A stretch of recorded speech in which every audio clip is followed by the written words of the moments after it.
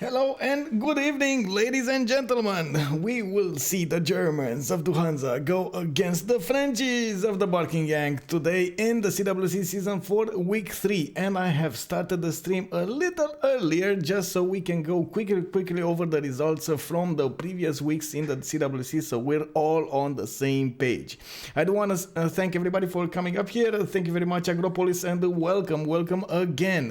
As you can see on the screen, the players are getting ready to start the ban phase, but quickly, let's open up, by the way, Civ6 World Cup website, and we can actually check out what's going on here in the group stages of this tournament. In the first week, we got in the Group B, of course, that's where we are. PB Patrol actually getting a win on the Barking Gang on the 7 Seas map. Then we had Hansa getting a win over ZYDX, so it's 1-0 now. We do have Hansa taking a loss from PB Patrol on the 7 Seas map, so it does look like PB Patrol is holding strong on that map as well. Then we had Barking Gang actually getting a win on Pyramid. That was a very good upset, an extreme upset actually. Both teams are in the Civfr Squadron tournament, and they are definitely very good. But there weren't that many people expecting them to actually get a win over the Pyramid. So we'll see what will happen tonight. Definitely at this point, both teams do have a win and a loss together in previous weeks, and I do believe we're gonna have quite a show here tonight. Let's jump in and see what the players will do. What are the maps that will be chosen here? As you can see, they do have 4 maps left to choose from: 7 Seas, Pangea, Continents and Islands, and Fractal. Each captain will now get to choose which map they don't want to play until they're going to remain on only one. So let's check them out and let's see what's going on. It looks like it's all between Fractal and Pangea, and honestly I haven't seen one single game on Fractal till now. So at least on this stream, because of course I don't have I can't be on all of the streams, so on this stream I haven't seen one. But it is gonna be Pangea. They don't want to take the risk with Fractal. Sometimes it is kind of weird. You don't get a lot of land, you don't get to settle a lot of cities, you're gonna get to fight on land and on the naval side. So definitely Pangea, a much more approachable map by civilizations or by the player standards, I would say. They do have a high standard. Let's turn the music a little bit in the background there, just so we can hear it, you know, they're over there. And let's see what they will go for bans. Omega is actually going to be the one who's going to be banning next. He is from Team 1, which today is going to be, of course, the Barking Gang.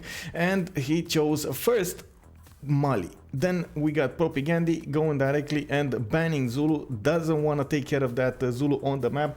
Definitely a very strong civilization to play against, so you don't really want to see those Zulu corps or armies come against you that early on. Now we got Kree taken out of the roster, and definitely with those Okchitaus and the ability to get a lot of food in the capital. If you are lucky, of course, to have those pastures, you can get a lot of food to all of your cities. It's not uncommon to see Magnus in the capital city and boosting those internal trade routes with a little bit of production and more food, while he's gonna get so many benefits from that extra trade route that Kree has. A lot of sim potential, a lot of war potential at the same time. Definitely a strong civilization. And now the 4th ban was chosen, and it looks like it is gonna be Basil the Second today. It's not gonna get played, and let's see what they will go for now. It looks like we're still waiting for Omega to choose. And by the way, maybe we have time to actually go through the players. I guess you seen the versus screen, so let's see who actually got into the game. We got Omega, we got Tiritz, Sprig, and Taityu playing for the Barking Gang. On the other side, on Hansa, we do have Under the Gun, Felix Safu, Anime, and Propagandi. Propagandi, a very good captain. He is also one of the founders of the Civ Germany community, which is now growing and growing and growing, and they did have quite a few teams coming into the qualifiers. 3 teams, if I'm not mistaken, have actually founded themselves in the Civ Germany community and joined the qualifiers for this particular CWC season. Now we do have the goals taken out of the rosters, definitely, as you've seen for quite a few games here in the qualifiers, and in this CWC season the goals are very strong indeed. That extra culture that you can get from the mines, not to mention the early production from the Opidums, just makes the difference. We do have Scythia taking out as the 6th ban from the first phase, so we finished the 6 bans. Now we are gonna go and see the first picks. Omega taking instantly Wilfred Laurier, and this map, since it is Pangea, he has a high chance to actually get a more than decent number of Tundra tiles, so definitely we will need to see what his luck is today. It's not gonna be like, you know, 7 seas, a lot of Tundra, or it's not gonna be like the lakes map or something, but definitely a lot of Tundra potential here for Mr. Canada. And that is surprising, they didn't ban it and Russia at the same time. It is well known that Propaganda does like his Russia plays, so I wouldn't be surprised if he is gonna pick now Russia and try to go for some culture victory. There we have it. In the last seconds they did let him pick Peter, which is the Russian leader today. And hey, Groovy, not to mention Ocho, what's up guys, and welcome. Hopefully, well, look at this, we're actually starting game after game after game in time. Can you believe this? Like, this is a big difference since you know, comparing it to the CWC, to the other citizens of the CWC. Just amazing. And what is that? TGM high? Ooh, are you waving at me, bro? Are you waving at me? Oh, that is actually a waving at me. Okay, nice. Anyway, now we are waiting for Anime to pick the 2nd civilization of the 2 Hansa team, and then Tiritz will close the 4th picks here with one of his own, which is... Ooh, look at this. Matthias Corvinus today will be played. We are going to be seeing some levied armies on the map, and definitely, as we've seen, there are quite a few counters for Matthias Corvinus, but in this case, let's actually check out the map first until we actually get an opinion. You do need to get quite a few... you do need to get the city-states next to your enemies and so on, or in close proximity, and then benefit from everything else. Tiritz here with Dairo. He is gonna go for Phoenicia, definitely with a lot of land potential here, settling a lot of cities, and we'll see how that will go. 4 more bands to be chosen, and as you can see, we are just waiting right now for the bands. It is again Propaganda to pick here as his first band of the last 4.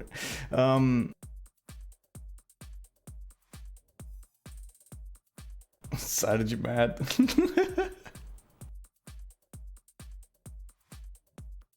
Hey there, Tirano, and welcome back. How are you, sir?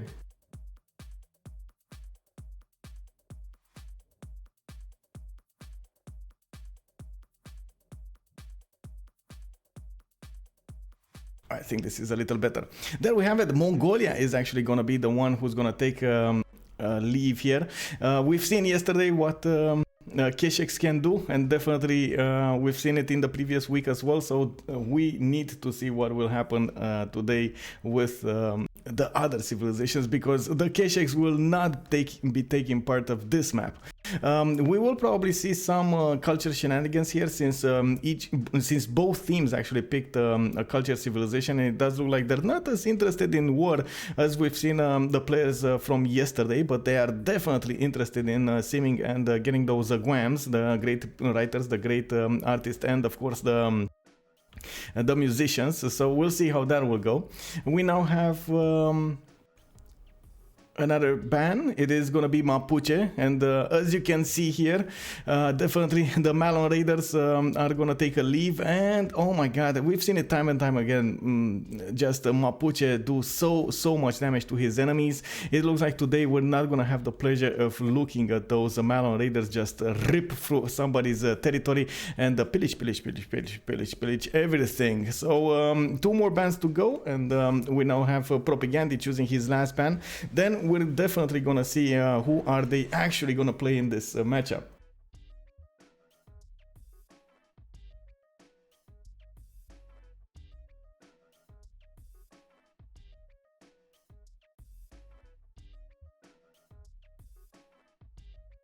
Okay, there we go. It is gonna be Catherine de Medici. Interestingly enough, they're not gonna let the Frenchies play Catherine de Medici. Definitely, with its extra diplomatic visibility, you can do a lot of things on the map. We've seen it play with normal units. We've seen it playing with her unique unit, but still, we haven't seen Catherine de Medici in quite some time be the one who's gonna get the win for their team. So it is gonna take the axe today. It's not gonna be played, but some players do feel like it's not that aggressive. We're gonna see what the last ban will be. Definitely Omega here is taking his time. 17 more seconds to go, and we're gonna find out the 10th ban. That will close out the loop. We're gonna have all of the bans chosen here, and we're gonna go next. What will happen? Cyrus is gonna take the leave, and definitely we're not gonna see those immortals on the map. One thing that is gonna be scary here, definitely the Barking Gang has been getting more and more skill, better and better game after game, not to mention season after season, and they did manage to get into the first division of the Civfr squadron. Now they are fighting the Germans, which have been in the qualifiers for the last 2 seasons of the CWC. Just in the last qualifier, they actually made it up to the actual competition, and now we have one of the I think best matchups over here. Definitely the Barking Gang is one of the best teams that Civfr has, and they're gonna go against these guys, which are the best of the Civ Germany community. So oh my god, I'm trying to hype this up as much as possible. I don't know if you guys are hyped up, but definitely I am hyped up about this, because we're definitely gonna see a lot of potential over here that is gonna roll over in the next games. They do know there's a lot of stake. We only have 1 more week. It's gonna be a super week with a lot of games being played, and whoever is not gonna be on the top 4 of each of their groups, they're not gonna take a slot in the next phase of the tournament. So that is why it is so much hanging on this single game here. We do have Sprig taking Trajan. He's gonna go for Rome, and we do have Felix Safu from Hansa going for Frederick Barbarossa. Look at that, the Germans playing the Germans.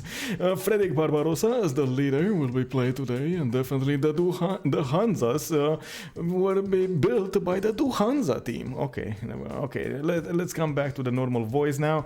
Rome definitely with its Legion ability, and we do have the Baths here as a replacement aqueduct. It can deal a lot of damage. Wow, I messed that up, didn't I? Anyway, so the legions will deal a lot of damage, but the Bath will get a lot of culture, and not to mention that housing for its cities. So definitely a very strong simming ability here. We've seen it yesterday win a diplomatic victory, so it can go both ways. Titube is gonna go for Jadwiga. It's gonna be the Polish leader. And I do hope he's gonna definitely get reliquaries, and of course whatever he needs, but this time maybe he's gonna go for monumentality, because yesterday unfortunately we haven't seen this played out.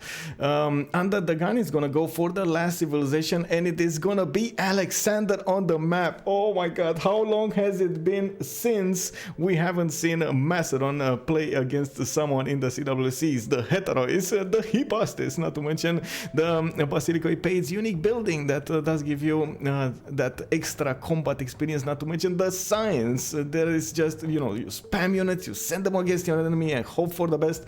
You're gonna get science from kills, you're gonna get science from building the units. I mean, what do you want some more?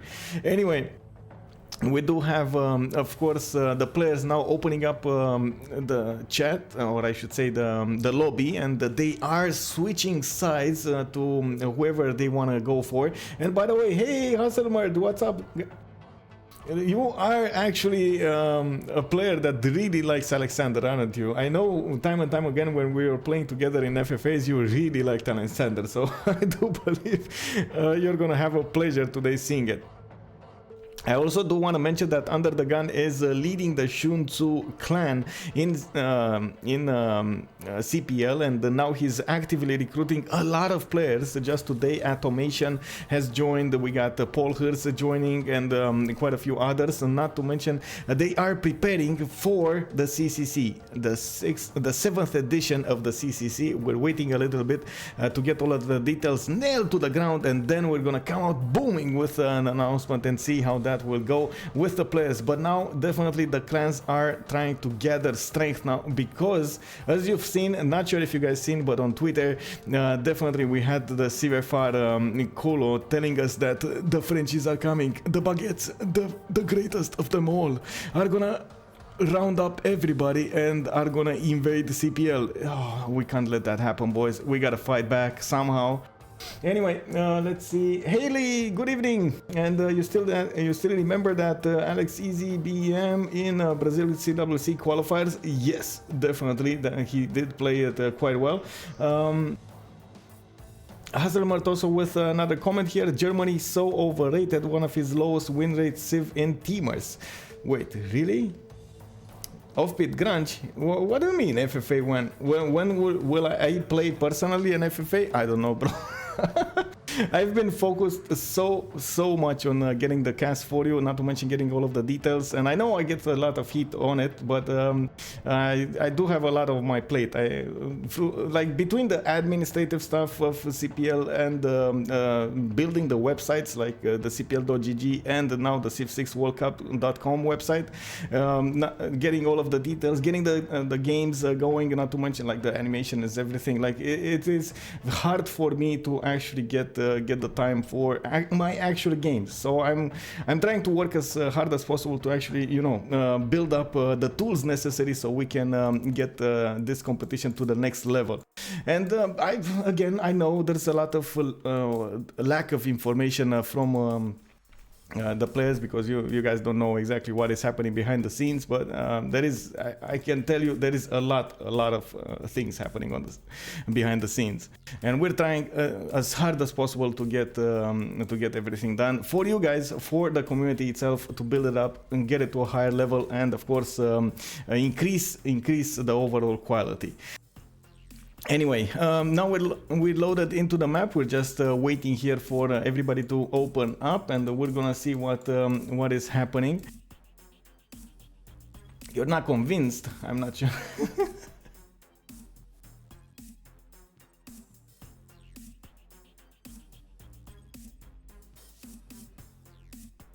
Okay, so let's see what's going on here. Now that the map has opened up, we can actually see what is going on. But I'm gonna take the moment. Actually, let's keep the screen here and put the team names above the screen.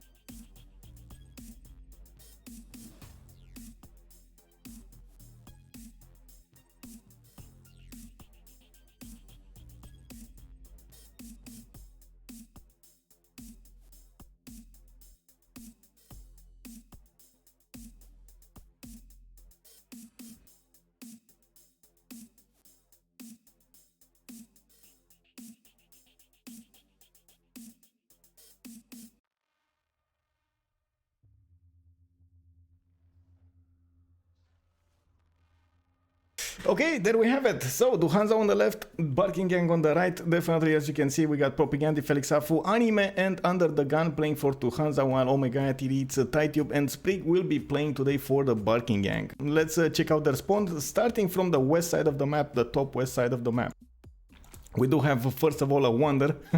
The Pantanal is to the northwest of Poland here, and it will have an instant banana to work with in the capital city. I think he is taking his time now to figure out if he wants to go and settle that iron tile that is on the right side, and he's definitely gonna get a 2-2 base, but he's gonna move away from his banana at the beginning. The players don't have actual money to give him in the first turn, but he's gonna settle the second turn anyway, and they do need to figure out if they want to spend that money on his banana tile or spend it on something else. I have seen it time again, players do prefer having that 2-2 spawn base in the capital city, and this time Tidits definitely has one of those questions in his mind. There is a lot of land potential to the northwest, but it is non-freshwater. Definitely it's coastal, so you can actually see over here the light green that will show you the settle spots, or I should say where he could settle on the coast. But there he has some freshwater to the southeast, although it's not great. Like definitely he's gonna have to work quite a bit to get the cities to higher specs. Anyway, I do believe in Tidits over here he's gonna do his best, and we're still waiting for turn 8 if we're gonna see that remap used or not. They should have remap tokens, both teams will actually get there, so turn 8 we're gonna have that vote and see what they feel like doing. Hey there Ardrun, and welcome. And what do you mean I'm dodging off bit? I'm not dodging, bro. What? Wow, bro. Is that a challenge? Anyway, we do have Felix Afu here going for Germany. Of course, he did move on that gypsum tile. Definitely he's going to have that 2-3-1 base tile underneath his capital city. A very good tile to work at the beginning, and he also has some other 2-2s, a stone tile, a forest tile that is in his second ring, and he could definitely buy some more to the north.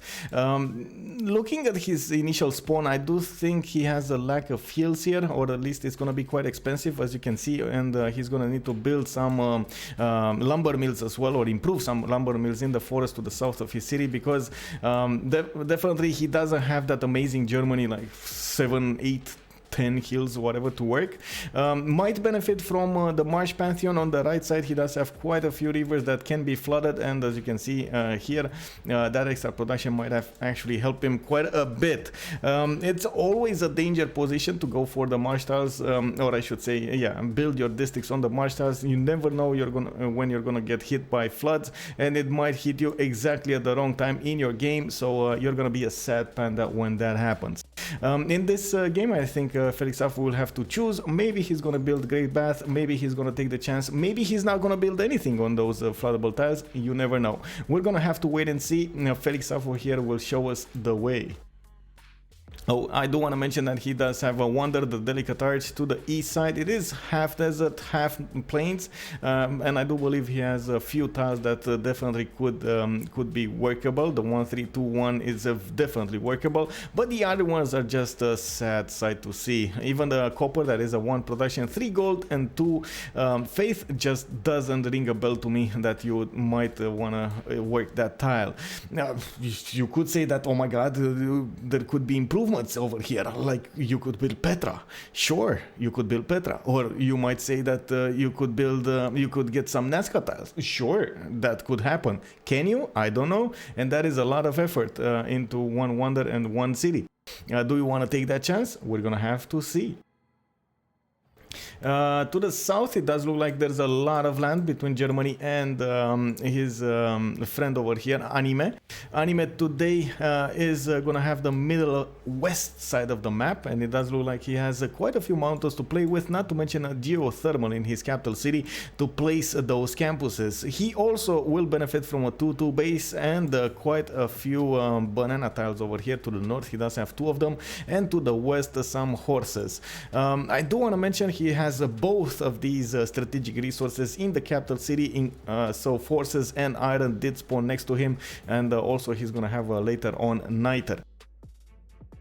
Looking at his spawn, he's actually not gonna have that many gold problems. Definitely the cocoa tiles to the east will provide him quite a bit of gold. And if we look at this, he is on a continent split. Again, another bonus that of course Hungary benefits from, it is that Pearl of the Danube. So he does build districts with and the buildings in them with less production if they are directly across the river from a city center. So we're gonna need to see Anime what he will choose here. It does look like he's gonna settle in place. I do feel like he moved from one of these 2-1 tiles, maybe from the niter tile itself, and on top of that 2-2 hill, the plains hill rainforest. If he wanted just to benefit from that bonus, he would go and settle the niter tile and get 5 tiles with that bonus. Don't think he will. He will probably settle in place, and we'll see it now. Come on. Poop it down. Oops, did I say poop? I said put it down. I wanted to say kick the W. Yeah, there we go. He did put it down. It is the Buddha. By the way, not sure if you guys know, but Buddha in Romanian is actually toilet. Anyway, it doesn't matter. Propaganda here with St. Petersburg. It does look like he also has a 2-2 base. What is this underneath his city? Is that a hill? Doesn't look like a hill. That's a normal tundra. Okay, never mind.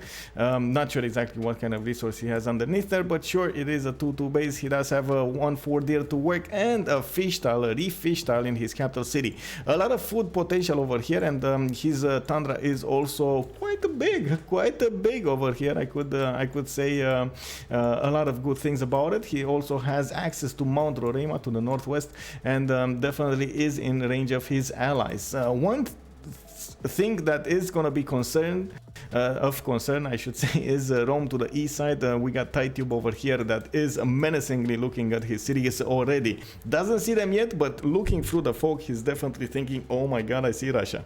And yeah, we're gonna see what's going on here. Definitely those legions will have a target to attack into, and I do believe in the propaganda. He's gonna try to defend himself as much as possible.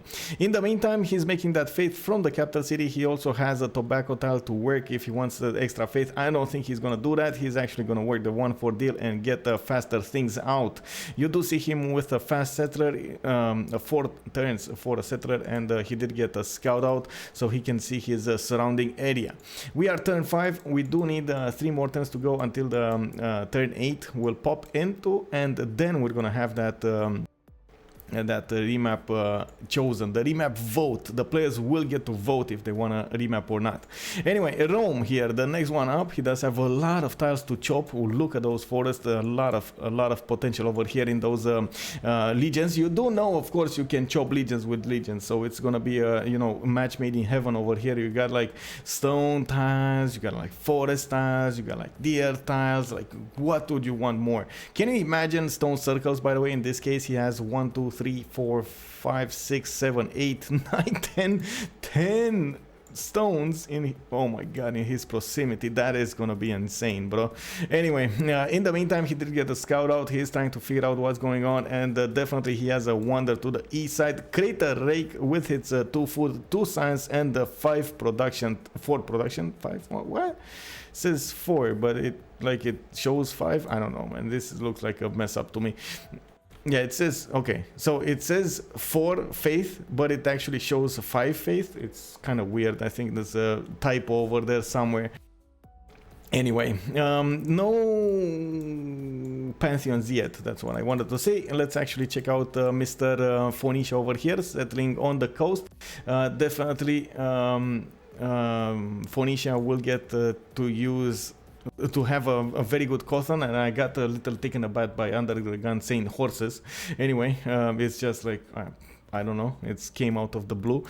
We got the city of Tyre working some 2-2 tiles. Definitely has a +4 Cotton in the capital city. Not to mention, he could definitely build one of those campuses next to the turtles.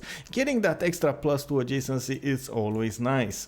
He also has both strategic resources in his capital. Iron and the horses did show up there.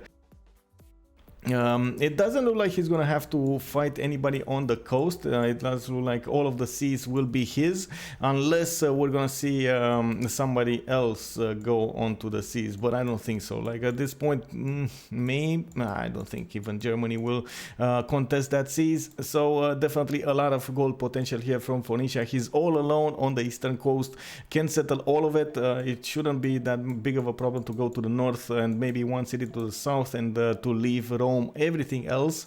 So yeah, we do have 2 more civilizations to go, and I guess the most important one would be Canada's tundra. Is it well? Is it good? Oh my god, look at those deer tiles. Juicy, boys, juicy. He has 332s in the capital city of Ottawa. He's again getting that settler in 1/3. What is this, man? Oh my god. Anyway, and it does look like he has a potential to go for that camp pantheon, and not to mention build his temple of Artemis. A lot of amenities he could gather just from having that wonder at the beginning of the game is amazing. We'll see what he will go for. Now the players are voting for that remap, and you can see the timer going down. We're gonna have 15 seconds to go until we're gonna find the answer to this question. Are they gonna keep this map or not? Are we gonna see a remap? Is anyone gonna use the remap tokens? We don't know. Now the players are voting. It is gonna be no. Definitely we're gonna see this map play to its fruition. We're gonna have free simming Dido on the east coast. We're gonna have Rome going against Russia. We're gonna have Poland over here on the west side that is gonna try to find some opponent to go against, and I do believe Germany will probably be on the receiving end of those hussars. The wing hussars, you know, as the unique units of Poland, are extremely powerful. And let me actually switch this up. Yep, there we go. So welcome everybody, by the way, whoever joined the last or in the recent period, in the last 5 minutes, and bonjour, bonsoir, hola, and everything. Willkommen if you are a German. So yeah, what do we have here in the city-states? After I finish talking about the city-states, we're gonna have to talk a little bit about that prediction that we're gonna see. Definitely you guys like to put you know, spin the wheel and see if you're gonna get lucky this time. You now see the you saw actually the players choices in the beginning, their settles, their land, their possible choices in the other locations, and definitely let's talk about the city-states because they will impact the game in some form or another. We do have a Fez with Anshan for scientific city-states. We got Kumasi with Namadol, Ayutthaya, and Rapa Nui for culture city-states. Nazca with Armagh and Vatican City did spawn with of course religious benefits. And we got Kabul with Granada that are gonna go extra production into units, not to mention give military bonuses. Kabul over here with that extra experience is definitely gonna be nice. We got Granada giving that unique improvement, which can be good situationally. It's not extremely good, not extremely well liked, but definitely can be interesting. We also have Buenos Aires as the single industrial city-state here on the map. And by the way, I'm not sure if you guys caught it, but we got Nazca. We got this wonder next to, who was it, Germany, and some potential to get an interesting Nazca line over here set up. Don't think he's gonna go for it. Definitely Nazca is next to him. He could choose it. I'm not sure what he's gonna prioritize, but we'll see about that soon. So now that we went through all of that information, we are turn 12. I should put up the prediction system, but I quickly want to glance over what is happening here. What are the second settlers? What did they prioritize? By the way, one mention about Canada's tundra. Did you guys see that he doesn't have that much amazing land to the west side? Not that many mountains, not that many hills. He's actually going to have to improve quite a few of those lumber mills with the forest. Definitely can do it, but it's not going to be one of those strong Poggy Woggies. Canada's +6 holy sites and you know, everything good. He's gonna have to work for it. He does have very good land to the south though, like his south over here between the mountains, just wow. Oh, anyway, in the capital city, man, look at those tiles.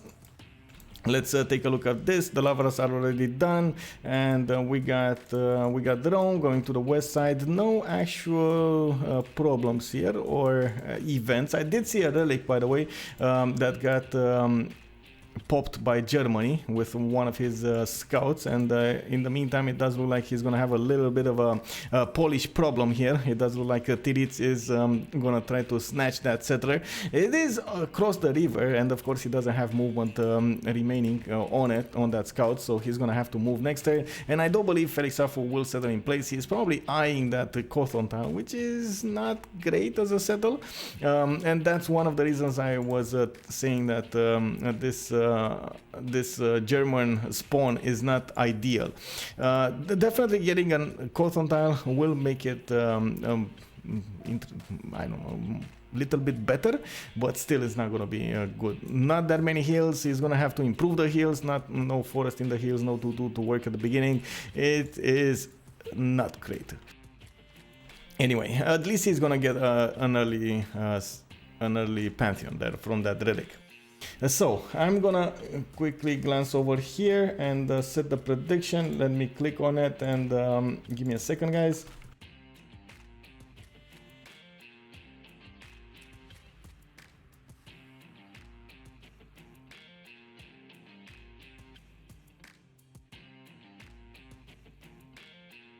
So, on the left side of the screen, we do have Hansa featuring Propagandi, Felixafo, Anime, and Under the Gun. On the right side of the screen, we do have Omega, Tirits, Titube, and Sprig playing for the Barking Gang today. We also have a Macedon here, by the way. I did not talk that much about it, but I'm gonna talk about it now. Let's see Mr. Under the Gun here. What is he gonna go for? Definitely, we've seen him time and time again try to go for some kind of war civilization, but he ended up behind his friendly lines, so he couldn't actually get to his enemies. This time, today, we're probably gonna see him go against Phoenicia. We're probably gonna see him try his luck to go against the north, against Canada. So there are a lot of possibilities for him to go and war his enemies. In this case, it does look like he settled his capital city on May style, so he's getting that extra 2 gold. Not to mention, he does have quite a few 2-2s on the west side of his capital city. More potential cities to the north over here on that 2-1 grassland hill, and he definitely has to the west between the mountains more cities to place, not to mention amazing campuses. Look at that, +5, very, very nice. Looking at this, he also has a few city-states, by the way, to take over. Ayutthaya does give me a wink-wink, and not to mention Armagh could be an interesting choice. They both could benefit him, but he is only allowed to take one, so he's gonna have to take care of that and see what he's gonna go for. In the meantime, he's scouting out Canada's land, and by the looks of it, he does have one of those, yeah, there we go, the scouts over there. But Canada, Sprig is getting ready for it. He did make 2 warriors and did place them on the deer tiles, so Macedon will not get to pillage anything here. At the same time, definitely Canada can or should protect his Temple of Artemis, because that is a very important wonder to build. He has been forced to move away from actually building it, so now we're probably gonna see him either go for Slinger or go back to Temple of Artemis. Okay, so he made his choice. It is going to be Temple of Artemis in the capital city. Right now, turn 16, he already has 12 production with only 4 population. So a very, very strong result over here. Very nice, very nice. Russia, he did manage to get a Pantheon. It is going to be Dance of the Aurora. He placed a few of these lavras on, which are +7, as you can see. Definitely strong ones, +6, +7, and of course he has quite a few of them on the right side. We do have the war declaration being sent here. It might have been for Macedon, by the way, to push him out of the border or do something about it. I'm not sure exactly what. Do we have any, like, is this like a proper war declaration? Is there a settler in danger or something I'm not seeing? Because at this point I do see Rome, you know, casually settling cities towards Russia. I do see him trying to go for that sheep tile. He's gonna probably pillage it. That Slinger is not gonna have enough strength to take on the warrior by itself. Definitely needs another unit over there. We do have Hungary going for fast campuses. We've seen it time and time again a possibility for Hungary to go for some of these combinations. The campus plus pen, brush and voice will give him so many bonuses. The science and then the culture and then the gold. Oh my god, that is gonna be quite nice if he's gonna get that golden age. That is of course dependent on the actual golden age. The cities of Poland are happily building those holy sites as well. Definitely wants to get those holy sites going, and since he is safe on the seas, doesn't need to worry about anyone. His ally over here, Omega, will be keeping an eye on, and of course control of all of this ocean. It is gonna be safe for Mr. Tiritz over here to settle quite a few coastal cities. They're not gonna have a lot of housing. They're not gonna have, of course, that freshwater bonus, but they will definitely help him out to get many cities next to his capital city. He will probably need to expand to the east as well as to the north and to the west, but when he's gonna expand to the east, he's gonna bump into Germany at some point, which right now he's trying to get more of these monuments out. Definitely needs that extra culture, and he's gonna need to bump his population as well as his production. It doesn't look like at this point the city of Aachen is extremely productive over here, excluding the fact that he does have that very nice tile underneath his city. All of the other tiles are kind of weak, but definitely there's a lot of food potential over there. Interesting choice from Felix Safu. He's going for the delicate arch over here. Not sure exactly where he will settle on, because he does have quite a few choices. For example, this choice of a city, or actually this 2-1, so this 1-2, so he can open. Wait, what? No, bro, what is this? Okay, so I know what he's doing. He's gonna build the great triangle of the Hansa Empire over here. Okay, I see what he's doing. So he especially got that city non-fresh, which as you can see here is growing in 9 turns. This is gonna be one of those games, boys. He's gonna go granaries first. Oh my god, oh no. Oh well, I mean, what can you do? If you wanna get those going, you're gonna need granaries, more population, more districts, more everything, like more tiles got them there. He did go for a Pantheon city. Patreon goddess as the choice over here today, and definitely it is a good synergy between the German leader bonuses and of course this Pantheon, the bonus towards the districts, the first district. We do have more Pantheons chosen, and the religion here. River goddess from Poland, and he did initiate Catholicism, which is reliquaries and defender of the faith. Relics will give him a triple yield of both faith and tourism in well, yeah, from the relics, and defender of the faith of course will give him that +3 combat strength when within the borders of a friendly city. Interestingly enough, he activated the religion before he actually finished his second holy site. That is the reason you don't see the religion in the second city as well as in the first. Yeah, we're gonna have to wait and see how he will play this, but at this point it does look like he's going the greedy way. He's actually gonna get more settlers out instead of building up a little bit his army count, not to mention his builders. He's gonna make quite a bit of faith, by the way, before the first stage, because that religion will give him 30 faith per turn, as you can see here, with already 7 science and 7 culture. He's definitely above Titubes 4 and 6, not to mention he's a little bit above Felix Safu, his opponent over here from Duhanza, which is on 5 and 5 right now on 3 cities, 1 more city more than him, and still lower than him in both aspects of this empire. We do have, of course, Hungary finishing both of his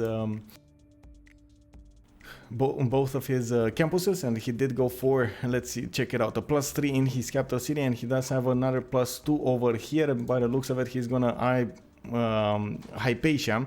There is no Hypatia first, it is Aryabhata, so he's definitely gonna need to go through Aryabhata to actually get to the one and only Hypatia, which will provide him with a free library, not to mention give all of the libraries in his empire an extra +1 from then on, a very good bonus to have always. We do have him getting some builders out, and in the meantime trying to get more culture, because he definitely spent quite a bit of production into those campuses. He is leading the way in the science department with 10 science and 4 culture. I do want to see what happened here. It does look like that scout or I should say that scouting warrior did manage to retreat over there, and by the looks of it, Russia did need to move his archer on the west side. It's probably gonna get to kill the scout here. It doesn't look like he's gonna have a way out, maybe through here. It might be a possibility, but still, if he's gonna be in the forest, he might actually get wiped out by that archer attack. Even if he's in the forest and he's gonna get that extra +3, I don't think it will matter that much, because the scout, as you can see here, does deal 21 damage, and the scout is only 5. That would be 8 with the +3 from the forest, so definitely not enough to withstand all of this.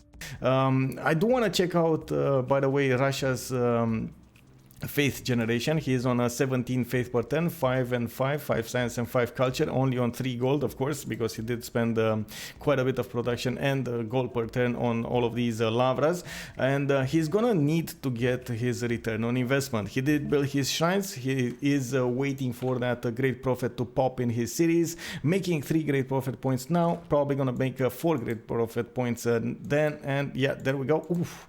Very close. Oh my god, 6 out of 100 health. That is how low this scout remained. Oh my god. Okay, well, this is what we call a low roll. So whenever you're gonna get an attack on a unit, you will have one of 3 chances, right? You're gonna get to low roll, normal roll, or high roll. So yeah, it is happening sometimes that you're not gonna deal enough damage or as much damage as you might think you will deal. Let's see what's happening here. It looks like Russia did return the favor in Roman land. He did manage to pillage one of the stone tiles, and it does look like, by the way, Rome did go for stone circles. Amazing land over here. So for his stone circles, I do believe TiTube made the correct choice, and we're probably gonna see all of these stone tiles giving so much production and a little bit of faith in the meantime.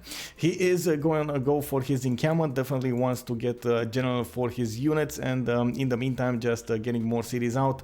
There is most of the time a strategy with Rome at the beginning of the game. We've seen it yesterday being played out by the KCDQ player. Who was it? Man, I'm just not how to say I'm not remembering right now exactly what the player's name was, but he was definitely playing Rome, and he did go for the max expansions, and we've seen Automation do it before, not minding his own business, even if he had a enemy near him. He just didn't care. He just built settlers and settled all over the place. Benefiting from that extra monument, of course, from Rome's ability is gonna be amazing today for Rome. What do we have here? He's gonna go for archery, and it does look like he is gonna need to improve his iron tile, which is kind of expensive. It is since his third ring, and in the meantime he did get a marble tile, and he only has a 1 builder charge. So I believe he would be best off to go for and improve that iron tile, but we're gonna have to wait and see if he has the gold. Let's check it out. Does he have the gold? Enough gold to actually get that going? No, he's actually gonna need to ask his teammates over here. One of the big things when you're playing in a team environment, definitely you want to get you want to benefit from that gold from the team, and in turn you're going to give your team as much help as they can. Strategic resources, gold, amenities, and so on, all of those are on the table, including and not not limited to, as they say, including the great works. So you can definitely share books, you can definitely share other things. By the way, oh my god, I forgot to mention that Canada's third city is gonna be on the Eye of the Sahara. He does have a spy style to work, and he's gonna get that extra science worked definitely at the beginning.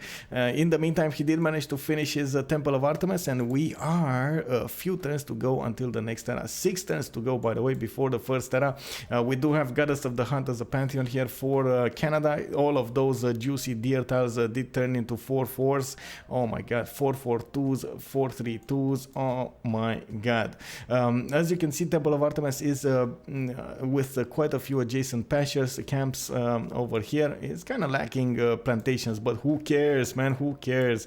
We got 1, 2, 3, 4, 5 amenities potential, easy peasy for him.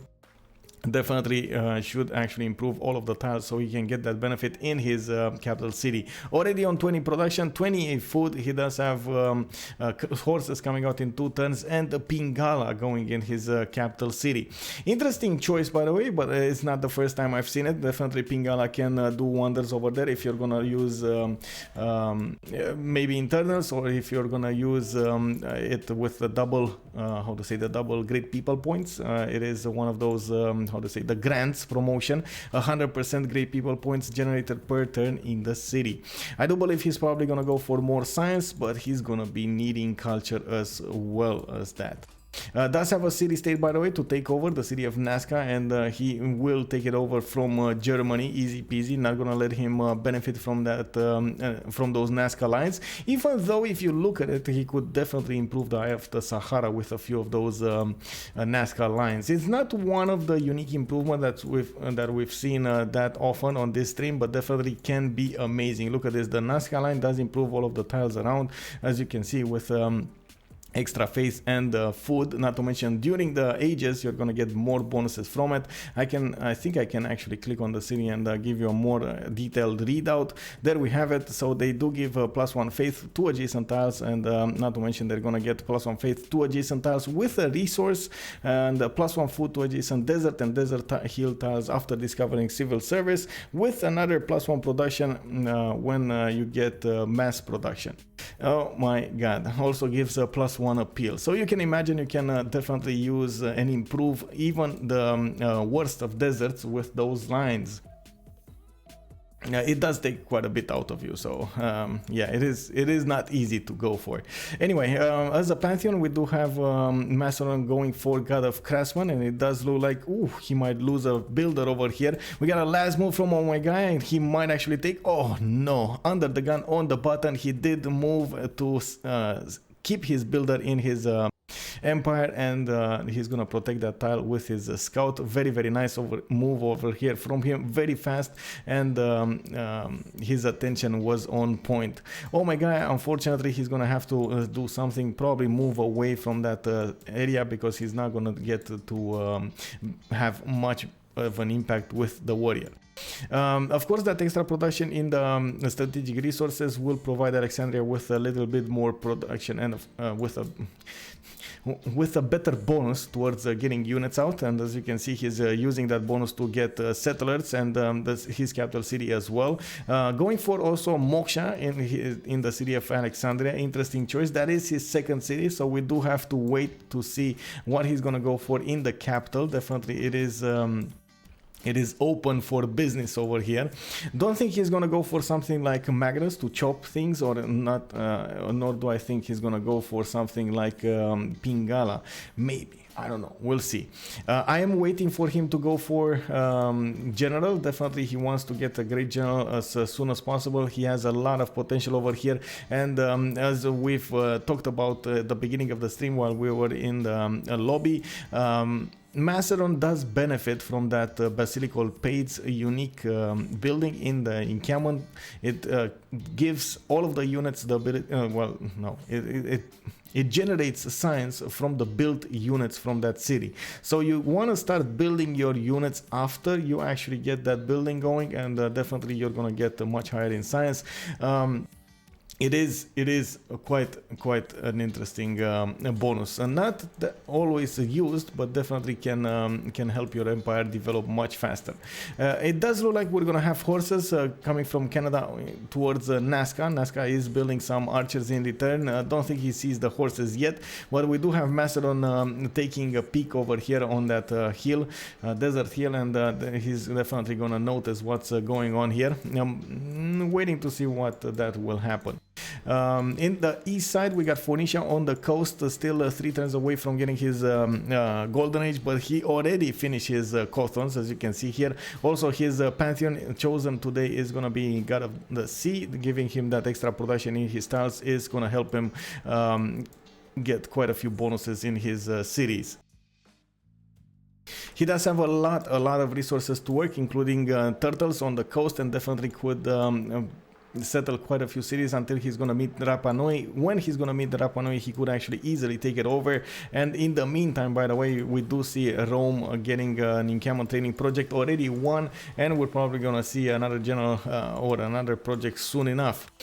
He managed to improve quite a few of his marble stone tiles and marble tiles, the quarries I should have said. That's what I meant. And as you can see here, he's benefiting from that. Oh my god, the stone circles just is gonna give him so many bonuses here. Nice. 2-4-1 tiles, definitely he's gonna have more production than Russia. Russia is in a little bit of a pickle here, and with his faith generation could make it work. Definitely he will get to buy quite a few civilian units, and those are the builders, those are the settlers in the next era when he's gonna get the monumentality golden age. But in the meantime, he's gonna have to do something about getting those units out to defend his territory.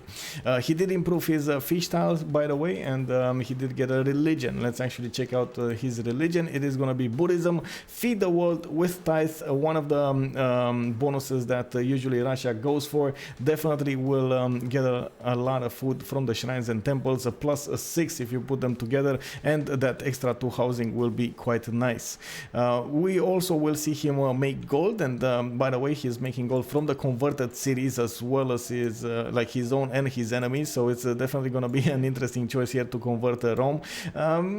Probably not gonna happen quickly. He did go for Pingala in his capital city, and in the meantime, he does need quite a bit of culture to actually go for something else. And Moksha is the one, how do you call it, applying pressure, religious pressure to the enemies, so, or to actually the cities. Let's check out what Hungary has been doing. It does look like he's going for himself for more settlers. Another one just popped from his capital city, going towards the northwest somewhere, maybe on that 2-1, maybe on the other 2-1, we never know. It's a hill or a forest, and he's just sitting there with a builder waiting to improve maybe that amber tile when that settler will get there. Yeah, he did get quite a few of those bananas in his capital city, and in the meantime going for more of these builders to improve his empire. Also, his pantheon was god of war and plunder, so definitely he will get those extra points from the commercials, from the harbors if he builds any, or from the encampments. In the meantime, I don't really see him on a warpath. He's gonna need to find out what city-states are near his enemies so he can actually apply power with them. We could actually figure this out a little bit. So he is going against the Frenchies, right? So we got on the right side, let's see, we got Canada over here that I mean, it's fine. It's Nazca only has like 2 units, 3 units maybe. That's not gonna be impactful enough. We do have Buenos Aires, but it is near his ally. We got Fez. Oof, Fez. Oh my god, look at that Fez. He has 2, 4, 5 warriors already, and those could all turn into swordsmen instantly. You know, pop, pop, pop, pop, pop. You improve those swordsmen, and that's it. You're gonna send them towards Rome, and Rome will be a sad panda when he has all of his, you know, legions looking over the city of St. Petersburg, and his main cities are getting taken over. You never know what will happen here. Anime with 12 science and 12 culture definitely is having a good time here, and in the meantime, I don't think he actually went for swordsman. No, he didn't. He's actually getting political philosophy with horseback riding in 6 turns. They did get whoa, wait a second. Oh my god. Fortunately, under the gun did not manage to get a golden age. This is a little bit of a disaster. I'm not gonna lie, boys. This is a little bit of a disaster. Under the gun, not getting a golden age. Like, really, bro? Oh, well, let's actually talk about everybody else. I don't want to focus on the negatives here. Let's focus on the positives. So what do we have? From the right side, we got Canada, Sprig with Pen, Brush and Voice Golden Age. We got Titube with a Pen, Brush and Voice Golden Age, and he did manage to get us general, or he should have gotten a general by now. Oh no, he didn't. Okay, he's waiting for it. He did notice that nobody's actually going for the general, so might as well you know, easily get one passively. Okay, I got it. We got Tirits with a Monumentality Golden Age. He did get quite a few of these builders instantly bought with Faith, and as you can see, he's working hard to improve his land. Not to mention, he has more settlers popping from his cities to go for next locations. He also got encampment, which kind of begs the question, where is he gonna build his government plaza, because he's definitely gonna need one. And the city of Krakow, as you can see, is only 3 population. He's gonna need a lot more population to actually get to that necessary 7. So you're gonna get 1 district for 1 pop, 2 districts for 4 pop, 3 districts for 7, 4 districts for 10, and so on and so forth. It is not easy to get to the 10th population, and that's one of the reasons most of the time you're gonna like Feed the World if you can get it. In this case, definitely reliquaries was the way to go. He needed a lot of faith generation so he could make everything work, and with his 31 faith per turn, you can see that he can easily keep up with Peter, even if he has only 2 of these holy sites, not even with shrines finished in them. So yeah, definitely a strong choice here.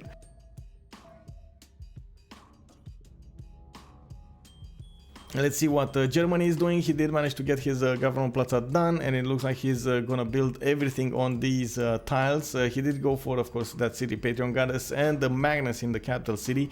Interestingly enough, he didn't go for Liang. He might have used Liang for the west side. That promotion that your reinforced materials, the city's improvements, buildings, and districts cannot be damaged by environmental effects.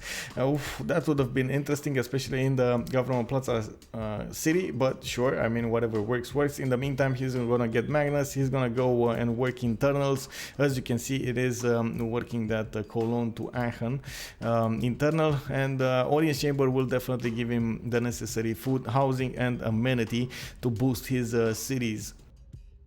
In the meantime, he's started building his commercials. Definitely, the commercials will boost his Hansas, which in turn will give him more production, which in turn will allow him to do everything else much faster.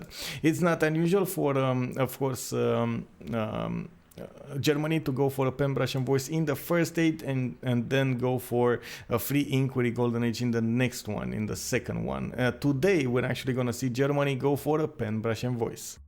Okay, now we got Omegaya, by the way, on the coast. I was here, I got a little bit distracted by that German land.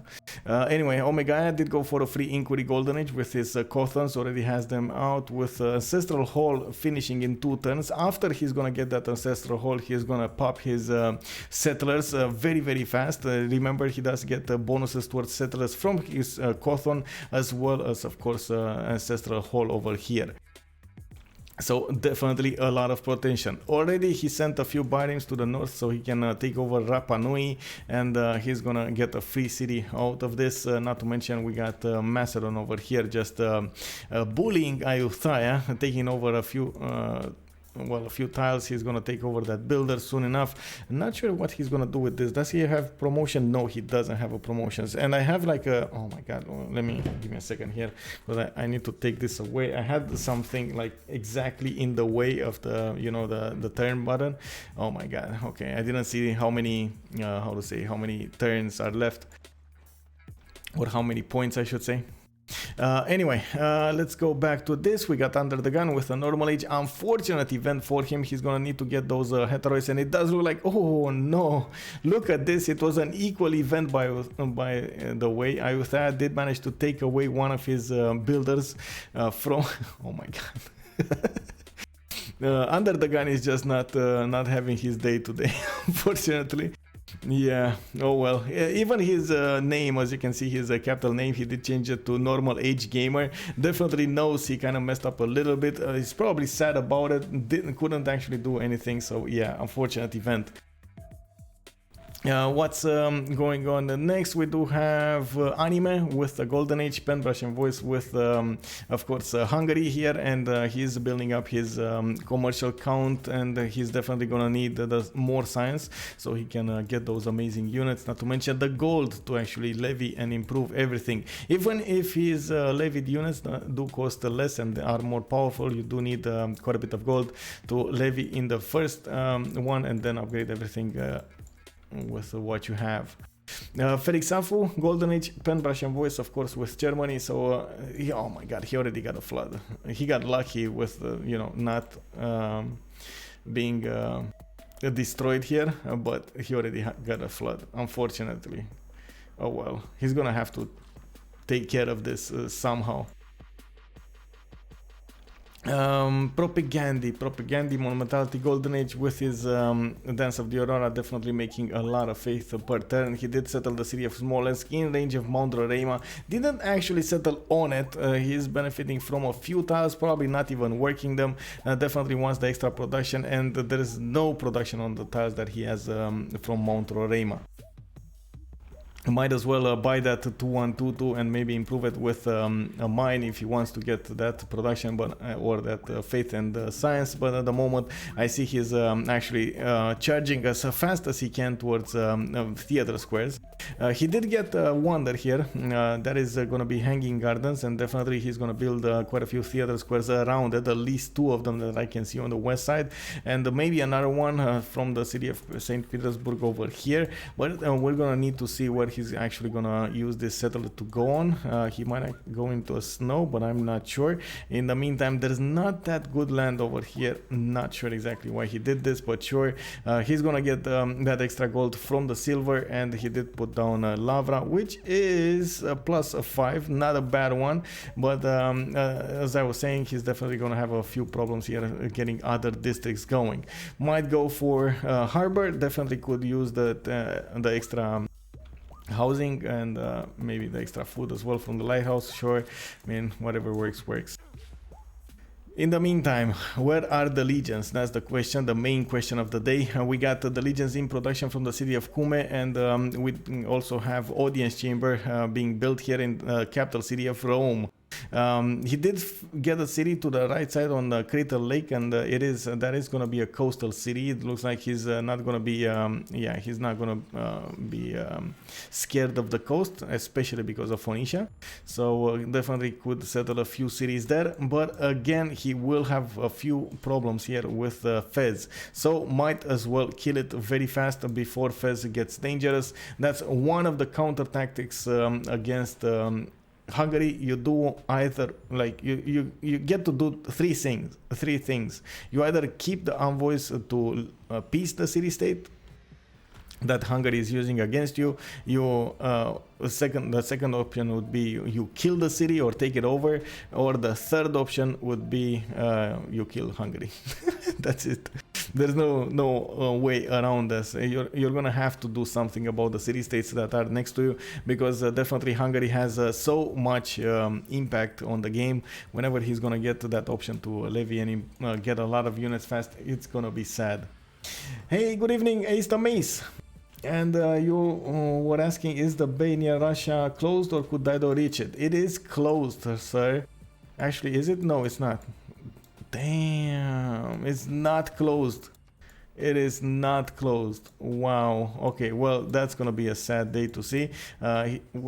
We got 3 cities on the coast here on the west side, and definitely Russia will have to build a few of those naval units, as well as land units, so he can defend himself against Rome. That's a good catch. That is a good catch, sir. That is gonna be a problem for Russia, even if he's gonna go for those fast writers and get the artists going, and of course the great works and everything. Man, it's not gonna matter when those caravels will come out to play from the amazing science of Phoenicia. He's just gonna lose 3 cities instantly. Pop. At the same time, we do have, of course, Rome just building up his legion count. He's already sending his legion to make some experience points to the north. Maybe he's gonna get hit by the warriors. You never know, but definitely is a good training session for those legions until they're gonna reach Russia's doorstep. Hey there, Pizza Lord and the Lady Arwin. Good evening. Hola. How are you doing, and how are the other games? That's one of the questions that definitely is on our mind. A lot of streams today, by the way. We got what, 3 games at the same time, with a 4th one gonna pop soon. That is impressive. Anyway, tomorrow, unfortunately, we're only gonna have 2 games, so yeah, we couldn't actually get 3 today, 3 tomorrow, so it happens. I hope you guys will enjoy all of the content that is being outputted here on the streams, not to mention on the from the CWC. Macedon did manage to get his heteroids, and by the looks of it, sent quite a few of them to Ayutthaya. Still didn't build his encampment. He did go for more cities already on 256 cities. He's gonna have a 6-1 from Ayutthaya. Did I say? Yeah, I did say 5. Okay.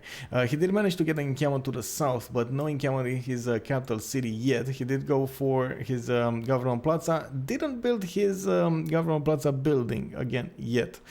We do have also Canada trying to plug the chokes. Usually that's one of the best defenses you can have. Keep units exactly on the tiles that your enemy units will come through. If you manage to keep those defended, you're probably gonna get a better percentage to win, chance to win, I should say, or at least defend properly. In the meantime, he's going for his own theater squares, and of course with Pingala and Moksha in his cities, he's going those +1s already on 27 science and 23 culture per turn, while propaganda is on 23 and 18. These are the culture civilizations going against each other. We also have Taitube with 20 science and 19 culture. Definitely those free monuments are kicking in, and we can see that happening here. Even if he's getting quite a few of these land units going against Fez, it's still getting that culture going. Not even with Moksha, by the way. Moksha is establishing in his second city soon. 4 turns to go.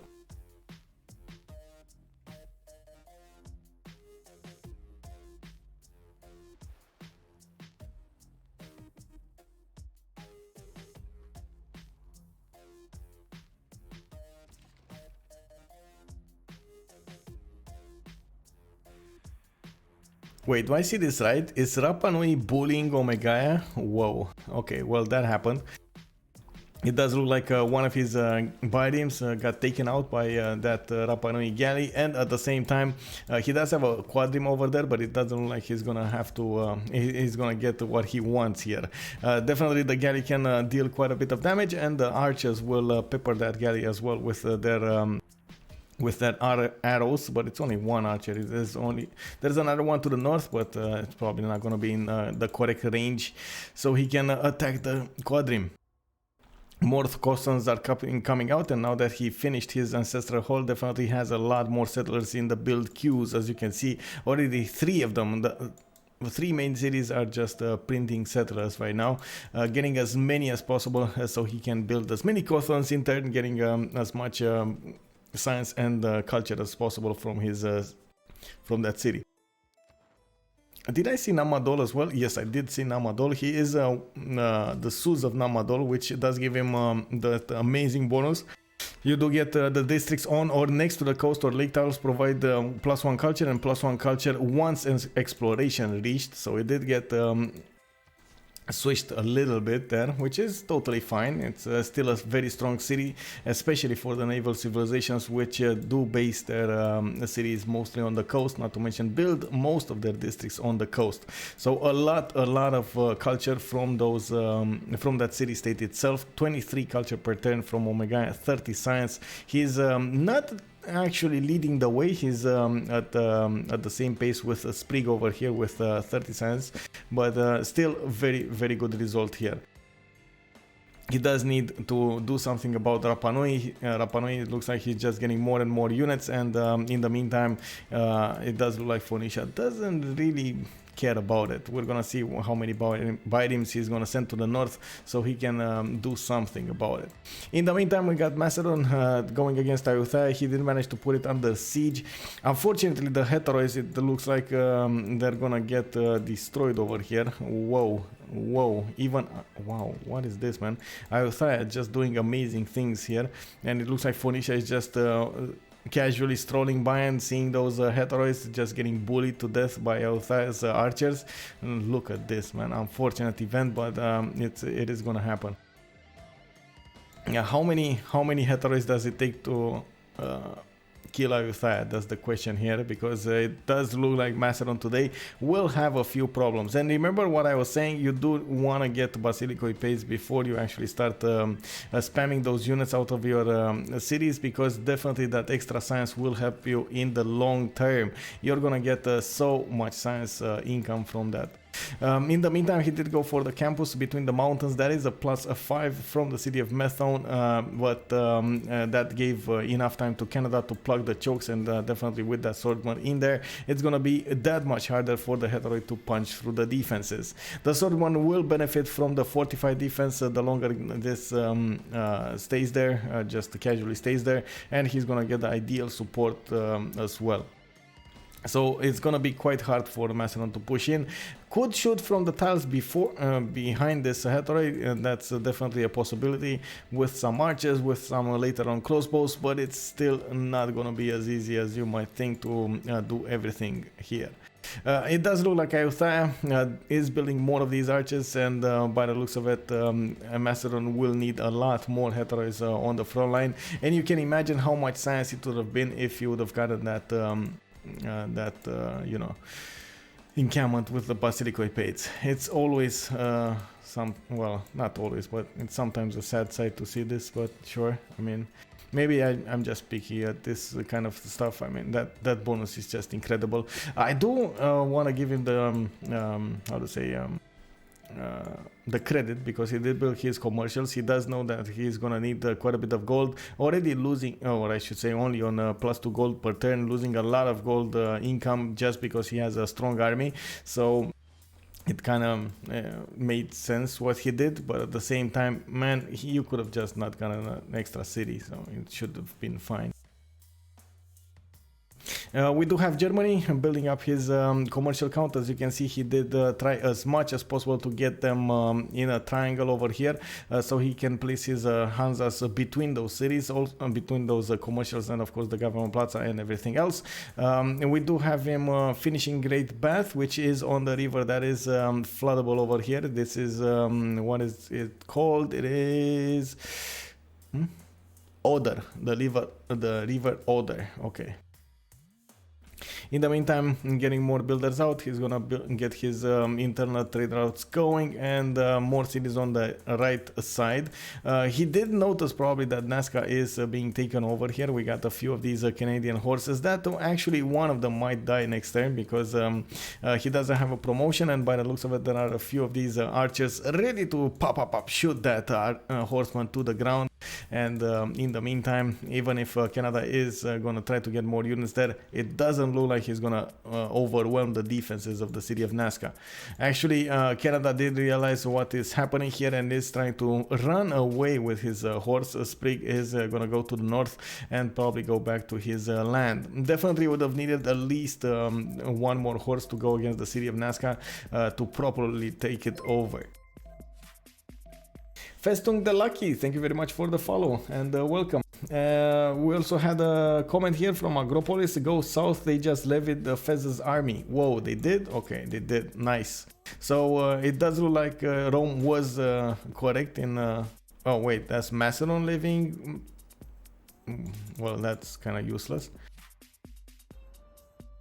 That's not even Hungary living Fez's army, so it does look like it was way too late. Rome was correct when he attacked the city-state of Fez instead of going directly towards towards Russia. So in this case, it does look like his legions will just take care of the city of Fez, and it's gonna be fine. He can definitely attack the city's defenses without that much fear of return fire. There aren't that many archers over here. That is compared, of course, to the other cities. But anyway, Ayutthaya did manage to lose its city, and it does look like Macedon will get to move those units somewhere else. Doesn't really have the promotions available for those Heteroids, which again is kind of sad. But at least he does have one great general now, which is definitely good. He got those general points from killing units, always nice. And yeah, there we go. City of Fez will probably die next turn, but because those 3 legions definitely will have enough power to take it over completely. It does look like Rome will have quite a few units defending the city of Cume as well, so it's fine. And more units are preparing to go to the west side. While all of this is happening, he is building up his economy and getting his sim done. 2, 4, 6 cities from Phoenicia. He needs to get more of those biomes onto the field so he can take over the city-state of Rapa Nui. In the meantime, he's busy building another one of these settlers. Not exactly sure where he's going to send that, because it does look like he's not going to have another easy city to settle with. Oh my god, 2 more settlers actually going. Oh my god, he's going to be on 10 cities so fast. Not even funny, bro. Anyway, that is the same, by the way, city count that Russia has. He's on a 2, 4, 6, 7 city already, and it does look like he's started getting his great writers. I did notice at some point somebody got Oracle, or was working on Oracle, and there we go. I didn't want to check this out. Canada did manage to get Oracle in the meantime, with 2 of his theater squares from the city of Ottawa and probably Vancouver, getting one from Montreal over there to the northwest, and he's gonna go for his industrials as well. That will open up the possibility to get the great engineers, which do give quite a few benefits. You know, extra districts in the cities, so you activate them in, or you're gonna get extra production towards a wonder, or etc, etc. In the meantime, Russia is with 4.6 great writer points a turn, while Canada is on 8. So definitely going Pingala with Oracle from the same city is gonna give him an extreme amount of points very, very fast, and he's gonna need every little bit of point that he can get his hands on. One of the strengths of Russia, especially through the middle game and the late game, we're gonna see him make a lot of great musician points a turn. He's now just on 2.3, but it's just a matter of time until his Lavras and his theater squares kick in, so he's gonna get a lot more. Going for his amphitheaters from Yaroslav, and building another one of these theater squares from Moscow. He will be in danger of being taken over, by the way, from the coast, so it kind of looks like we might... an attack going on from Poland. Tirits is actually not going to wait for his wing hussars. He did manage to get his general, and it does look like he's going strong against Germany. Doesn't want to let Germany to finish all of his setup. As you can see, he's already got to his Hansas and building them, so definitely that extra production in the city of Aachen will help him quite a bit. It's an 8 production Hansa. He already finished one from the city of Hamburg as a 7, and another one over here as a 5. So you can see there are quite a few good Hansa locations over here. That's why he actually placed his cities like this, and his commercials. He planned this in his head, and of course in the game with pins and everything, so definitely prepared for this outcome. We do have him building some defensive units over here. It doesn't look like they're enough at this point, but definitely he's not going against that big of an army. We got a few horses coming out from the west side from Poland with that general support. That's one thing that Germany will not benefit, is that extra +5 from the general, and of course the extra movement.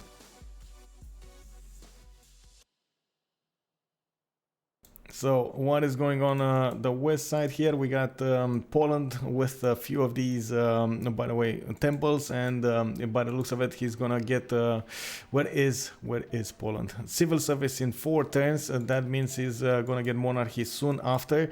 That will open up those wing hussars, and he's definitely gonna have a ball of a time then going against Germany. That is gonna be a problem. At this point, he's at 24 science with 25 culture. Germany is on 18 with 33. So lagging a little bit behind the science, but surely he's making the culture. And Tirits is going to have quite a few faith points per turn, 87 right now. Definitely will get some more when he's going to finish those temples. And as you can see over here, he does have remaining chops, not to mention he's gonna get more cities out in the meantime. He is trying to force Germany into building an army as much as possible, so he is not free simming over here. That's the whole goal of this attack, and I do believe when he's gonna get those wing hussars, he's gonna just quickly send them towards his enemy. We also have Hungary preparing an attack from the southeast, and definitely this is gonna be a problem for Poland. He's gonna need to get a few defensive units to the west of Szeged so he can actually withstand the attack of the Hungarians. We got Namadol, by the way, on the west side. It is soothed by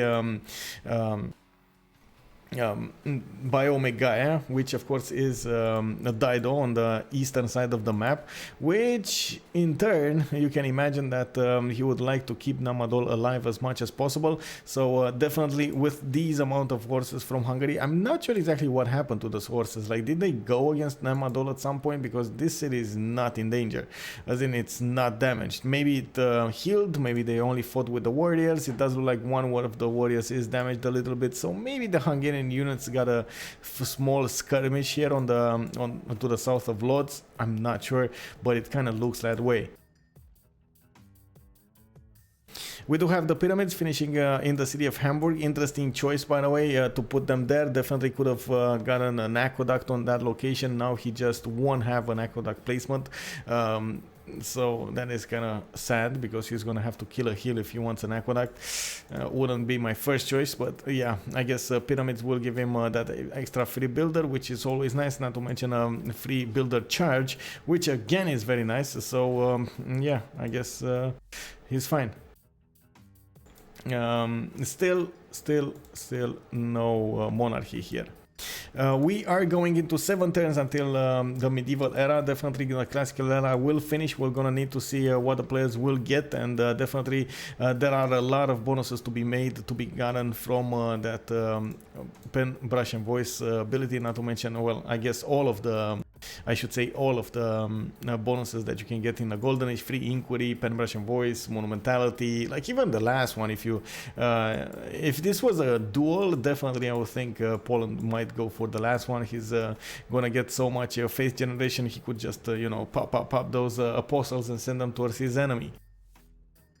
The city of Fez got taken over by those Roman legions finally, and it does look like there is a general over there on the field as well. He's probably going to move to the south here, and probably the next target will be Russia, which at the moment is not really prepared. He did manage to get quite a few of those theater squares done. He did get quite a few of these cities out and more settlers onto the field, but now he's going to need to take care of the defense against the Roman legions, because definitely they are scary.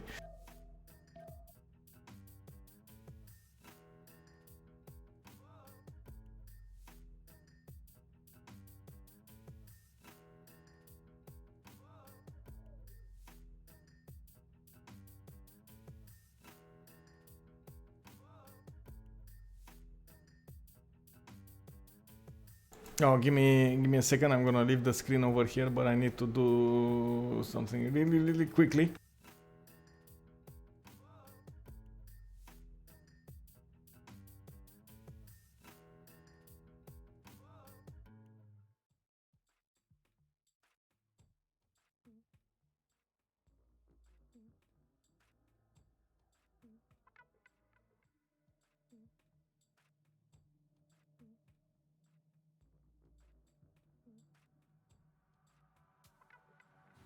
Okay, there we go. So what is happening here? More of these campuses next to the city of Antium. He's trying to get as much science as possible, and building his baths. Definitely all of the players in the game do want their points right now, their score points, and I do believe definitely we're going to see Other the Gun get his Golden Age this time. He did manage to get a few unique things, including his Hetore and his Hypastis, so that's 8 points just from that. Easy peasy Golden Age. He still didn't build his Basilicoid page. It looks like he's not mining that much, that he's not getting that extra science, but definitely if he's gonna start getting more of these units out, he actually should go for it. But anyway, it doesn't matter. We're gonna see him with more of this war stance, and he's looking for a target right now. Not sure exactly where it is gonna pop from, because the moment the heteroids are just all over the place. There are some to the north, some to the west, some to the east, and is after he finished taking out that, he didn't really mind going somewhere else. Of course, he is getting more campuses because he does have a very good campus locations. As you can see, this +4 just popped here. Getting that double card worked, getting it to a +8 easy peasy. Another +10 is in methone, and actually, his science is the first one in the game, 58 science and 33 culture as well. In the meantime, he did get from Alexandria one of those libraries, well, I should say one of those campuses, a +4, and building a library from it. He's 3 turns away from getting a 7 pop in his capital city. Definitely is gonna get another district slot over there, or did he finish? I think he finished one, unless this is from another city. This is from iGuy. Okay, so this is from this city. Got it. Anyway, he should have a decent economy. I'm not sure why he's making only 3 gold a turn. Is that so much army? It doesn't feel like maybe he's not running the -1 card or something, because he does have a more than fair amount of commercials, right? 2 of them already finished, another one in the build order. Maybe he does have a trade route. Maybe it was an internal trade route, so he didn't get gold from that. Maybe that is the reason why this is happening here. He's not getting that extra gold that he would need to. We do have anime with 52 gold a turn, 32 science and 42 culture. Definitely very strong in both aspects, and all 3 aspects actually. And he's now building a few more of these campuses, not to mention the city of Buddha did get to his 7th pop, so he could definitely build another district from there. Still waiting to see what that district will be. He also got an encampment, and it does look like we're gonna need to wait for him to actually get a general here. We got him on 2.3 general points a turn, 12.6 out of 75. Who did get generals in this game? So we got in the first class of generals, in the classical / medieval ones, we got Tirids here with 1. We got Rome. I didn't know about Rome, right? We did get Macedon with 1. It was 1 in Iothaia. Now it is, where is it? Over here next to Armagh. And who's the 4th one? What's the 4th one?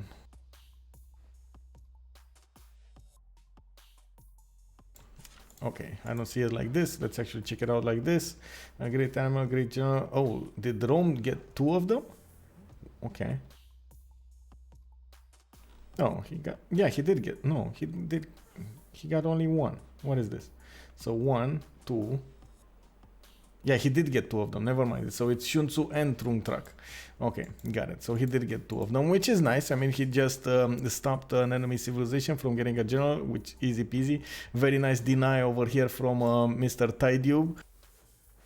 At the moment, he's gonna need to figure out what he's gonna do with the heteroids to the north, and he's gonna get to use actually both generals. Usually, when players do get the generals, especially when they get like Shunsu as one general and Trungtrak as another, they just activate Shunsu in the capital city, benefiting from that extra great writing work from that extra culture. But in this case, it does look like he's not going to care that much. He does have, or he will have 2 open fronts over here, one towards Russia and one towards the north, towards Macedon. So definitely could use both generals. Thank you very much, Freddy, and 2016 for the follow, and welcome. We are watching a game from the Civ World Cup now, by the way. So more of these holy sites are popping from Polish cities, and it does look like he's going to build his Mahabodhi temple 2 turns away from finishing it. Maybe he's going to chop it now, because he does have a builder over here that is ready to to put that builder charge into work. Not sure exactly if he's gonna do it. Let's actually see it. Oh no, Russia did manage to get it. That is unfortunate. We got Russia over here, propaganda, just chopping that Mahabodhi temple, taking it away in the last second from Tirits. That is gonna be sad here. Unfortunately, Poland was just not fast with the clicks. Propaganda didn't know what to do, and he did manage to chop it much faster, and you can actually see it with its amazingness next to the city of Smolensk. A lot of builders bought with faith here from Russia. These are or should be feudalism builders. Yeah, they are. And now he's actually starting to chop an army. He knows from the east side there are some legions coming with a general, and at the same time he wants to plug the chokes to the southeast. Going for audience chamber in the city of in the capital city of St. Petersburg in his government plaza. He did finish at least 3 of these theater squares, and right now running on 13.8 great writer points a turn with 8 great artists and already 8 great musician points a turn, while for example Canada is only on 3.4, even with of course Oracle and that double from Pingala and so on. The musicians are just not affected by that count. Anyway, in this case, the city of Ottawa is trying to get more settlers out so he can expand to the west side. He did fail to take over the city of Nazca, but I think there's going to be an upcoming attack over here. And by the looks of it, we do have a city from Felix Safu here between the mountains next to the city of Nazca, right in the face of Canada. Like he doesn't, like he's just telling them, bro, I saw you what you did with Nazca. I saw that Nazca kind of bullied you a little bit. I'm not going to care about your army. I'm just gonna settle there and keep an eye out with my scout because Nazca is a very good bodyguard. Wow, okay. Well, that happened. Anyway, we do have a few more turns to go, or 2 turns to go until the medieval era. Let's actually check out that era score and see who's gonna get what. We got Propagandist, 63 out of 60, definitely getting his golden age. We got Felix Safu with 46 out of 46, getting his golden age. We got Anime, 50 out of 58.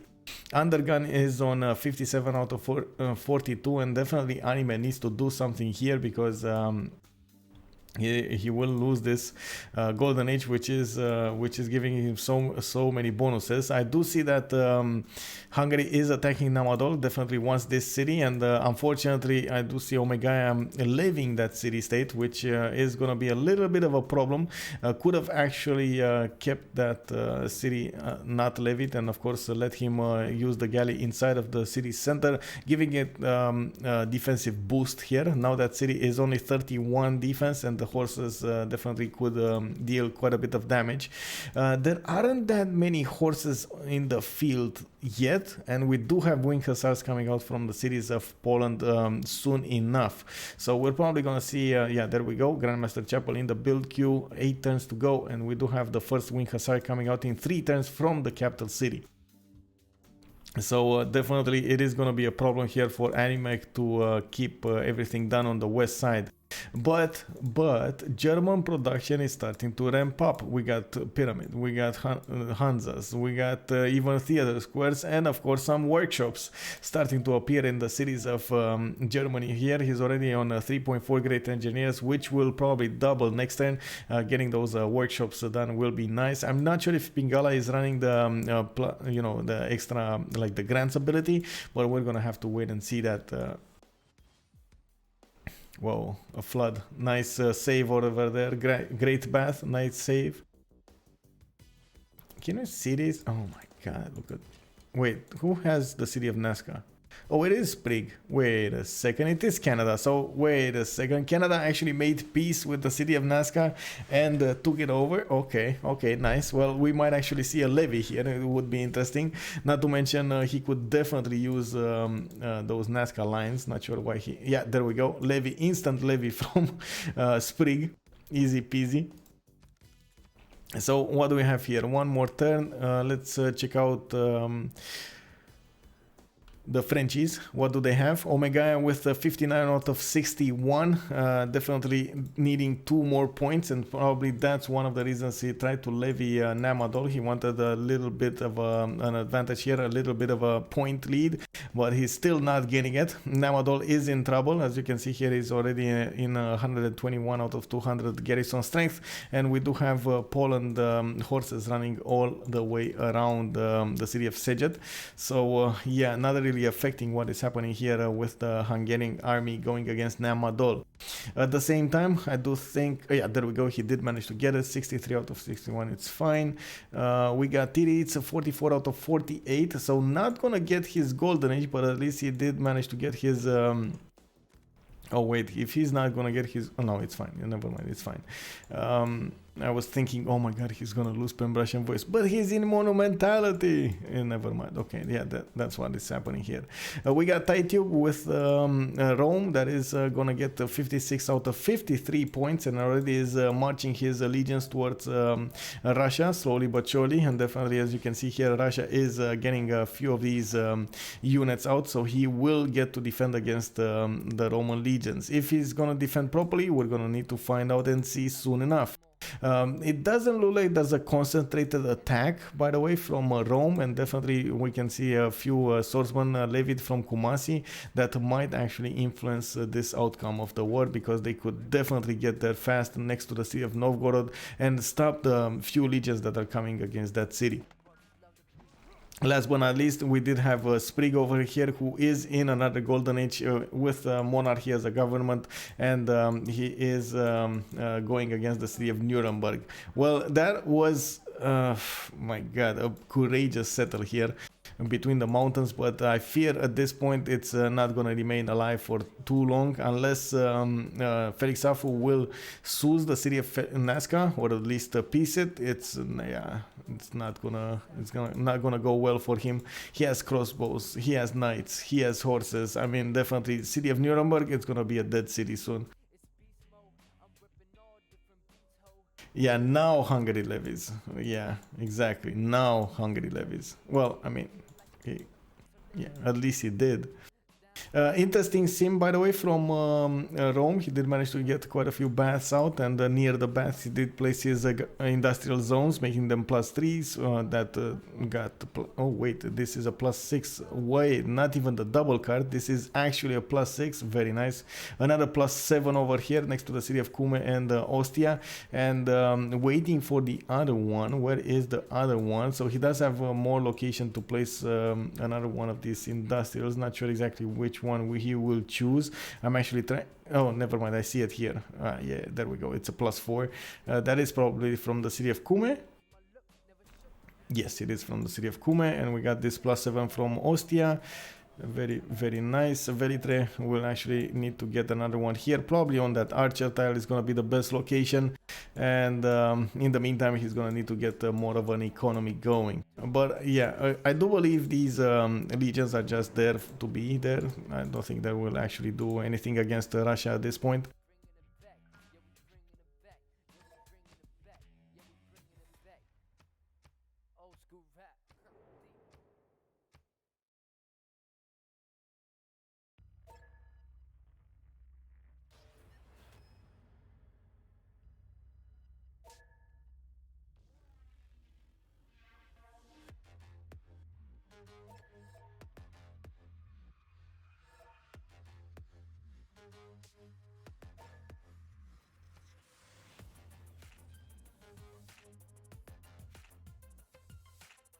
Okay, usually when this happens is, of course, we're trying to nullify our votes, as in, we're trying not to affect the game in any way, shape or form. So definitely one of us, one of the observers votes one way and the other one votes the other way. So in the end, we're gonna definitely have a null result.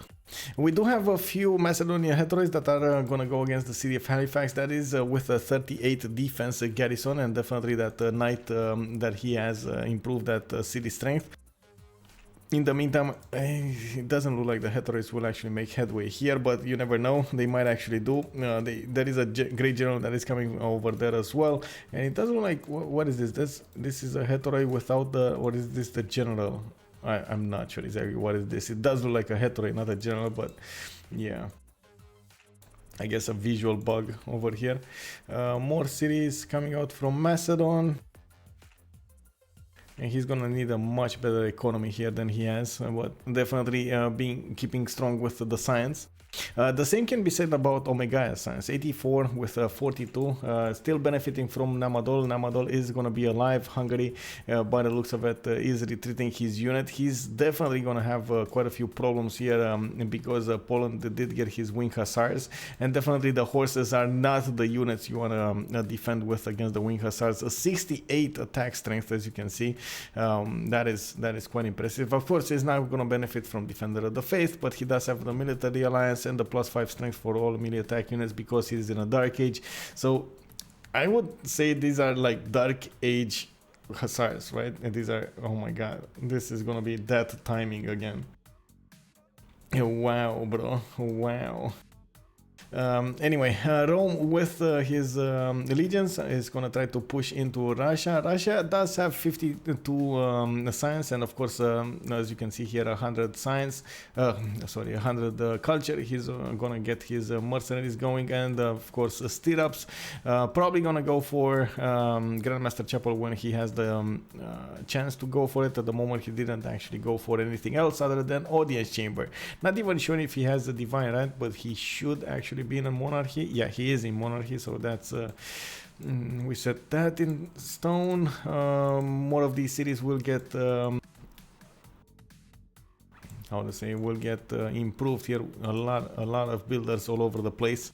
There was a catch at the beginning of the game. Definitely Phoenicia here can build a fleet of caravels and just send them towards Russia, taking away at least 3 cities. It is gonna be well, you wouldn't say a death blow, but definitely it's gonna rip apart Russia's ability to do anything or be relevant in this case, because these are the cities he actually built his sim upon, like his government plaza adjacencies and his wonders and his other lavras and so on. If you take away these 3 cities on the coast, it's definitely gonna be a crippling move. Not a death blow, a crippling move. Okay, that's much better as a word there.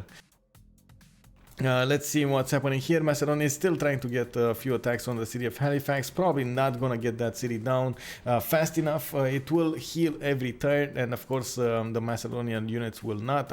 They will actually not sure when they get promotions off, but at least they're gonna get a few promotions off. So yeah, we'll see. I'm actually surprised that Sprig over here didn't get a few more units out. In the meantime, he's busy like a bee to take over the city of Nuremberg, which, as you can see, is finishing ancient walls next turn, and we're probably gonna see those crossbows try to take it over soon enough, or at least pepper those ancient walls with their strength, with their arrows, and slowly dwindle numbers, the defensive numbers. Germany, because he did manage to get to his stirrups, is now producing pikemen. These are correct units to go against or defend against wing hussars, because definitely the wing hussars will probably gonna one-shot most of the units that are on the defense right now from Germany. Definitely the archers are not gonna be a match, and I do want to check out the damages against pikemen when they pop from the main cities. It's gonna take a little while.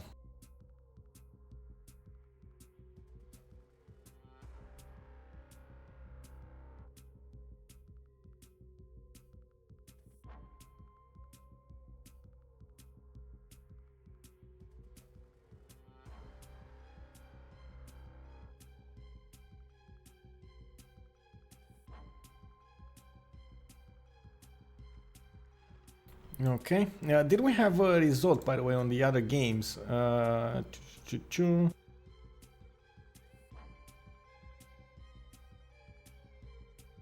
Doesn't look like it, right? Let's see. Ace the Mace, Big Brain in Russia could put a plane in the choke. Might not have enough time though. Might not have time. Yeah, that is definitely a problem here. But the big question is, will Omegaia scout that little choke there, because at the moment I don't see it happening. Like, there's no boat over here to see what's going on, and I don't think Buenos Aires is being seized. No, it is not being seized by anyone, so they don't have vision of over what is happening here to the southeast. So until somebody sees this happening, I mean, that's gonna be a problem. And it is unfortunate that this happened. We could actually check. Let's check Omega's vision. Does he know? He does know. Like, look at that. His vision ends over here to the south of Buenos Aires, one tile. So he doesn't know if it's an open terrain over here to the southeast. He just knows there's a city-state there, and that's about it. Oh well, that is a bit unfortunate, but hopefully he's gonna get that. We did have a finishing of a religion here for Russia, so I guess we should look into that. Buddhism did manage to get Stupa and Crusade. Ooh, nice. Stupas will give him that extra +3 faith and +1 amenity once he's gonna get that specializing building in his cities. And in the meantime, he's actually getting knights, and that should be a unit that should handle the legions quite nicely, but it's gonna take a little bit of time to actually get them onto the field. Only on 20 gold per turn. Definitely his economy is not great. He didn't really focus on getting harbors out or commercials, mostly the culture, and he's definitely going strong with culture. Not that far off, or he shouldn't be that far off from getting nationalism, which is definitely going to be a good thing against Rome over here on the east side. He's now working on actually Reformed Church, and then he's probably going to go on the middle tree towards the nationalism. Agropolis is with a comment, but he can do coastal lands and see that these are coastal tiles. Definitely, yes. What he doesn't know if the he doesn't know if there is ice to the south of that city or not. That is the biggest question over there, but that is a question only answered by scouting that tile and of course getting the units out. In the meantime, I see Phoenicia actually getting a few of his heavy chariots out, and he didn't manage to get his Diplo quarter, so he's starting to make a few more Diplo points than he was making before. And I did see a third religion, by the way, on the field. I do want to check that out as well, but let's see what's happening in the city of Nuremberg. It does look like Canada managed to not get that city. Man, this is not going Canada's way, is it? Unfortunately for him, those walls got up in time. It was just one turn away from getting another attack with the knights and probably taking over the city, and it was just too late. Now he's gonna have to base his attack on the archers. It does look like the city of Nuremberg is with a 40 defense, and it is gonna be quite hard to actually make anything there. Now that we do have the pikemen onto the field, let's actually check out the damage counters from the weak hussars onto the pikemen's attack. It does look like they actually do quite a bit of damage, even if the pikeman does benefit from that +10 combat strength against the cav units. The wing hussars abilities just overwhelms that quite nicely here. Actually, Germany is in big trouble at this point. I don't think he realizes how much big trouble he is. He probably sees the wing hussars and he's like, meh, I'm gonna build more pikemen. But when those pikemen will start to die left and right, that is going to be an extreme sign for Germany that something is wrong. He's trying to get an encampment of his own so he can actually get a general. It is going to take a while to actually get one because he needs the projects from that encampment so he can get the points and so on and recruit the necessary general. In the meantime, Poland did manage to get a few catapults built, and he's getting more of these wing hussars. He needs to base his economy, let's actually see on Omega. As you can see, he's actually losing gold per 10, -21, but Omega is definitely with the strongest economy in the game, 149, and he did breach that 100 science mark, going on 102 with 43 culture as well. Let's actually check out his south. It does look like he managed to save the city of Namadol. Namadol actually got archers as in crossbows, and we're gonna see more wing hussars pop from the main cities of Poland. This is his moment. Like, this is probably his all in right now into Germany. He's gonna try to take over the cities of Germany as fast as possible. Germany did manage to get Bisheng. Okay, interesting. That is the extra district. engineer, and I guess he could benefit from that. In the meantime, he's going for his second specializing building in the Government Plaza. It is going to be intelligence agency, and it is 4 turns to complete. Let's see what's happening here. I did want to check out what's going on with the levied army of Hungary. Kumasi is being levied, and it does look like there is a defensive wall of legions onto the city of Fez, while a few Macedonian heteroids are coming from the north. It doesn't look like they're going to make headway. We do have Halifax with a knight inside of it now, and it does look like that's not going to go anywhere. Now the Macedonian units that just cannot attack the city anymore. It's that attack stopped dead over there. It's definitely going to be an advantage of Canada. I do see, by the way, Canada going for Colosseum, which is nice. Definitely having that wonder will be amazing. It is going to give him extra adjacency to the theater square, but the best bonus that Colosseum will give him is, of course, the extra amenities in his cities. Let's actually pop this lens and see how many amenities he has right now. He is already on +3 in most of his cities because well, I guess not most of his cities. One city, the city of Vancouver, and that's about it. And because that's where he has his entertainment complex. Hamilton is with 3 amenities as well. We got the city of Kingston as well, but the ones to the north are actually having a bit of a problem.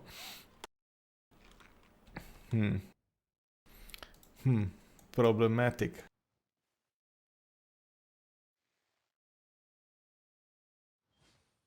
Okay, now I guess the strongest attack we have right now on the map is coming from Poland. It is definitely going to go against Germany here, and as you can see, his wing hussars do a lot of damage against these pikemen, and I think Felix Safu is going to be in trouble.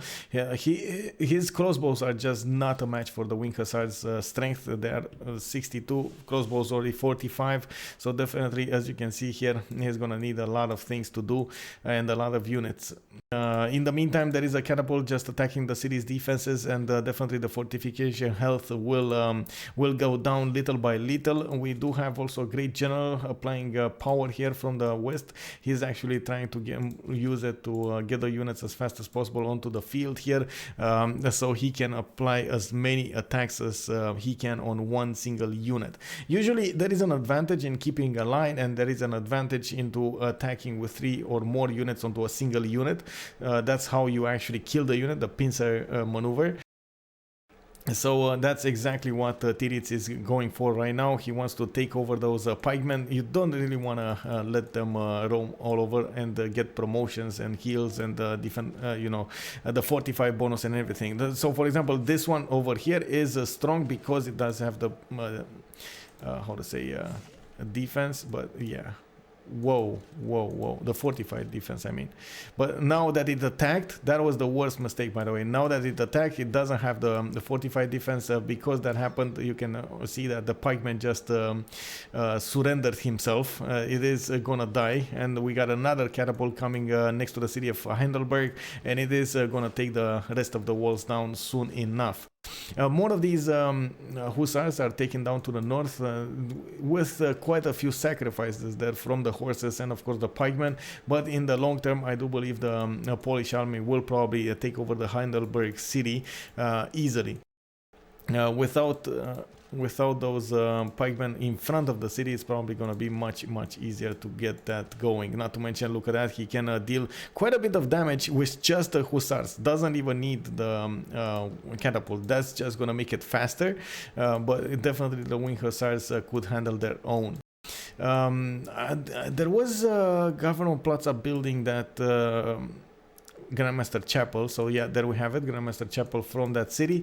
And I was wondering how much faith per turn is he making. 138, and he has 164 now. That is actually the question I had. What is he gonna buy with it? It does look like he went for another one of these catapults. Definitely needs as many as possible, and he did lose one next to the city of Heidelberg while trading with a pikeman. We definitely expect a lot more of these wing hussars to come out, and it does look like next turn we're probably going to see the city of Heidelberg be razed to the ground, or taken over, I should say, from with those wing hussars. Hungary is building a few units of his own. He does have spearmen. They're probably not going to be a match against those. Oh, they are. Wait a second. What is this? So spearmen with fortified, with ideal terrain, with all of the bonuses, oligarchic legacy, +4 support bonus, like everything over there. Just on that spearman, it does look like they are up to the challenge of keeping up with the damage of the wing hussar. That is just insane, bro, but it is happening. Anime actually trying as much as possible to defend his land, not really defend German land. He did put a crossbow on the line though, I guess you could say that.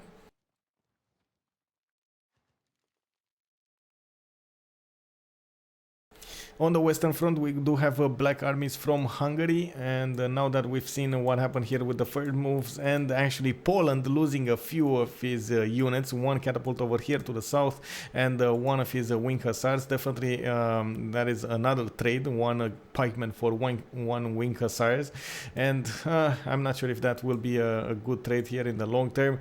We got more of these crossbows, as you can see, crossing the water, and definitely more catapults coming there. The city of Heidelberg is still taking down bit by bit, and definitely the wing hussars will probably be successful here in taking over that city. We did have a peace with the city of Nazca, and it does look like, well, is it a peace, or let's actually check it out. Sprig is still holding it, so it's not actually a peace. It's just that he doesn't have the units levied anymore. That's what happened there. 3 turns for Colosseum, and I do want to check out what's happening in... Oh, finally, there we have it. Phoenicia is scouting to the south. He's sending his galley down here. Only 5 turns to go because it was levied from Namadol. So he needs to get here to the south and see what's happening. Don't think he has, or does he? I don't think he has caravel technology, which will allow him to actually move that caravel in ocean waters, and by the looks of it, he's still moving in coastal waters, so in shallow waters, as the game likes to call them.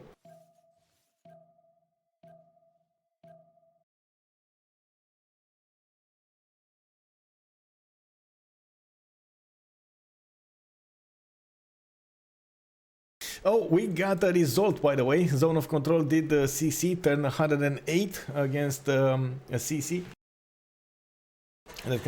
Okay, I'm gonna say that again. Zone of Control concedes the game to the team CC at turn 108. Okay, I think that's much better.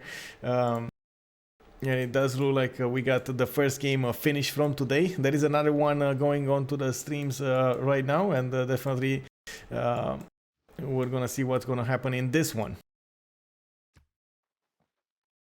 So we are turn 62. We got quite a few wars on the map here. Definitely we're waiting for what Macedon will do. He has enemies all over the place.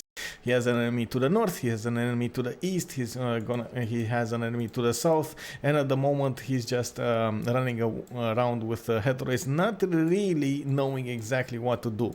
From what I can see, he's more like trying to figure out if anybody's gonna attack him and defend against that instead of actually attacking someone, and in the meantime just building up a stronger empire so he can defend any kind of attack. He is on 109 science and 79 culture with 40 gold a turn as well, so he's having a very good result here. Is it gonna be enough to go against Sprig's empire through the choke points? Not sure, and I'm still clicking on these city names. I'm sorry about that. I'm popping that portrait option. Definitely Sprig will have the stronger economy here, and we're gonna see how much Under the Gun will benefit from that golden age. That's another thing that I should actually go for, right? Talk about a little bit the Golden Age options. What did they go for again? We got Wilfred going for Penbrush and Voice. We got Rome going for another Penbrush and Voice. We got Tiritz, that is Poland Empire, going for that Dark Age. And of course, he did get a free Inquiry. Didn't matter that much, but at least he's going to get a few extra era score points from building those campuses and the buildings in them. So it's going to be fine. Did get Omega did go for another free inquiry golden age, and now we're watching probably the takeover of the city of Heidelberg. We do have a wing hussar over here that yeah, got taken out, but it's fine. That city got raised, so that was the first German city taken away from Germany. We do have Felix Safu going crazy with crossbows, and that is I guess enough crossbows could actually withstand the damage of the wing hussars. They did kill quite a few of them, but there are more coming, and as you can see, they can almost one-shot those German crossbows if they are not supported by many units. Oh, yeah, there we go. So if they get 2 units next to it, and of course the river defense, it works. So he needs to build a line of crossbows with some pikemen in front, so, and he should be fine, but it's still a problem. The players from Barking Gang are asking for relobby next turn because somehow the how to say, the binding doesn't work anymore. I guess he means the shortcuts, and they might get a break from this as well. Hey, welcome back, Tirano, and Pizza Lord is saying rest in peace. I guess rest in peace for that city. Yeah, definitely. Germany is here losing a city is not gonna be nice. By the way, he's probably gonna lose the Colosseum as well to Canada, because definitely Canada has 1 turn to go, and he's barely 1 turn to getting that arena. Even if he gets Imhotep as a great engineer and wants to pop it, it's too late. Like, that's not gonna happen. Let's keep on going and see the rest of the Golden Age options from Hansa. We got Macedonian Empire here under the gun with Pen, Brush and Voice. This is his first Golden Age, by the way. Anime did go for Pen, Brush and Voice with Hungarian Empire, and he's doing his best to send a few units to the north there, and at the same time keep defense to the west. We got Felix Safu with Pen, Brush and Voice, and Propaganda did go for Pen, Brush and Voice. He did get a lot of these settlers out in the first stage, not to mention he did get quite a few builders out, and he did improve as much as possible his land, so didn't need another monumentality as much as you would think. Okay, now we're gonna have that relobby. We're gonna go back and see what's going on, and probably we're gonna have a quick break here. The players were actually asking about it.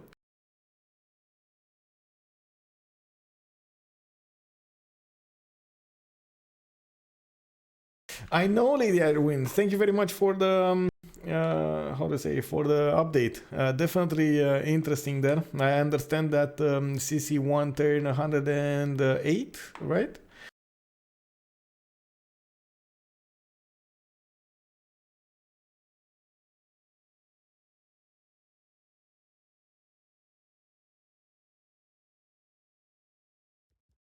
The players are asking me if I could rehost. Give me a second.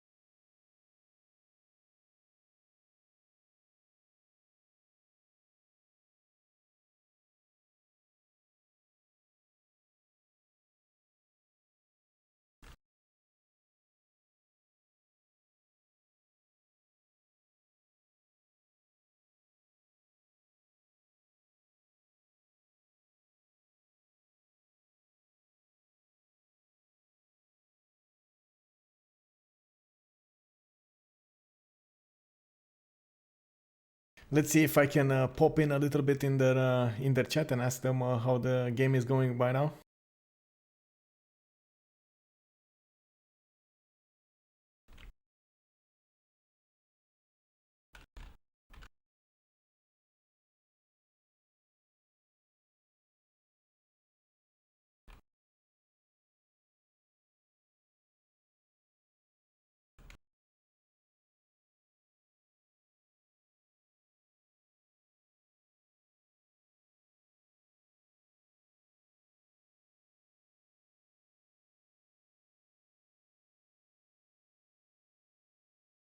Pizza Lord with a question. How do they deal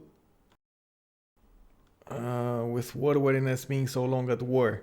It kind of depends on where you lose your units. It kind of depends on how many different continents your allies are on. So especially how many amenities you can trade with each other.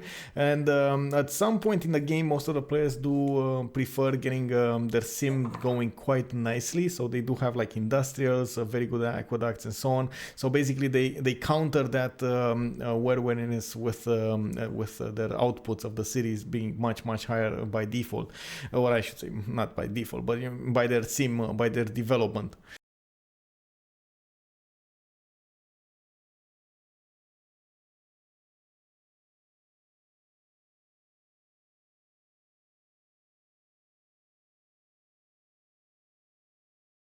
Yeah. Hello, guys, and bonjour, bonsoir. Hi, Micheal. How are you guys doing? How is the game? Awful.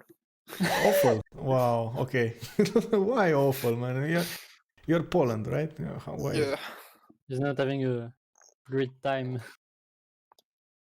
Not But playing really good. we are going for a Diplo victory, we think. Since we have coastal control and well, Russia is scary, but if we can handle it enough, it's gonna be fine. Yeah, You that is a big 10%. question. We got the two big tundra civilizations going head to head. What is gonna Yeah. happen? Yeah, we are pretty confident. At least I am about the cultural victory, since we have Canada and they have Russia, so neither of us will be able to do one. And well, with coastal control, a diplomatic victory looks possible. So let's see. I also have to handle the under with this Macedon at my left, but I think it's gonna be okay. Well, definitely from a bird's eye view, it is chaotic all over the map. You guys have wars all over. I guess only a naval war is missing from this one. Everywhere on the map where you see units fighting units. So interesting to see. I do hope you the best, and hopefully you're gonna have your spirits higher than this. Tirits, wink wink. Come on, bro. You can do better. Thanks, man. And good luck. Thanks. Good cast. Okay, there we have it. Those were the spirits of the barking gang over there. They definitely shared a little bit of information here with us. They told us they want to go for that diplomatic victory, and they don't think the culture victory will actually go through because, of course, the two culture big tundra civilizations will go head to head against each other, and it is gonna be tough.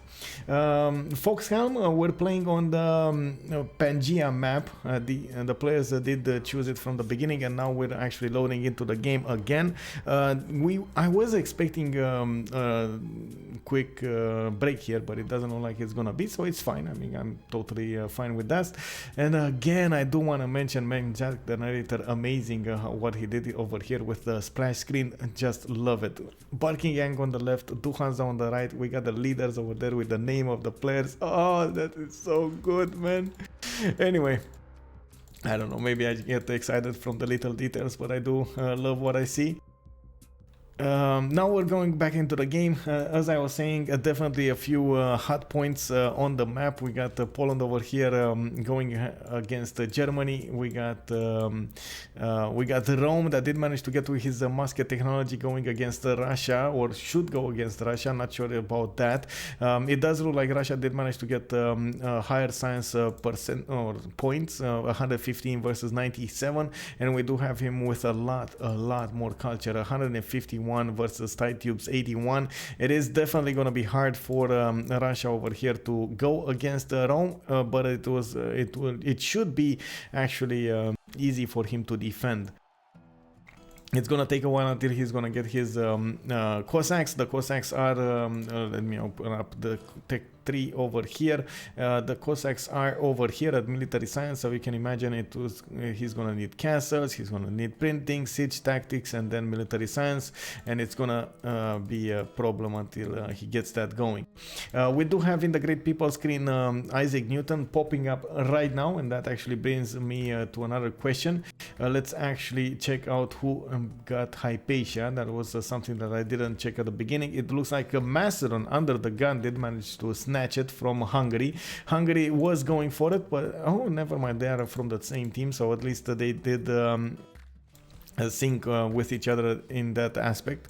And it does look like Hungary is eyeballing Isaac Newton. He's getting his projects now in the production queues, campus research grants from the city of Buda and from the city of Pest. He's probably gonna assign another city to that to those projects so he can get the necessary points. He is on 60 points right now, making 8 great scientist points a turn, and he needs necessary 155 to get that going. In the meantime, Poland attacking with those wing hussars onto the crossbows. As you can see, he needs to deal as much damage as possible. He was getting a spy out. Was he getting? I was seeing a spy. I'm not sure exactly from what city it was, or maybe, you know, I'm seeing things, but there was a spy at some point that I saw. Maybe. Anyway, we're gonna see if it's a spy. I do see intelligence agency finishing from the city of Aachen, so that will definitely pop his free spy from that city, and he's gonna get to send it against his enemy soon enough.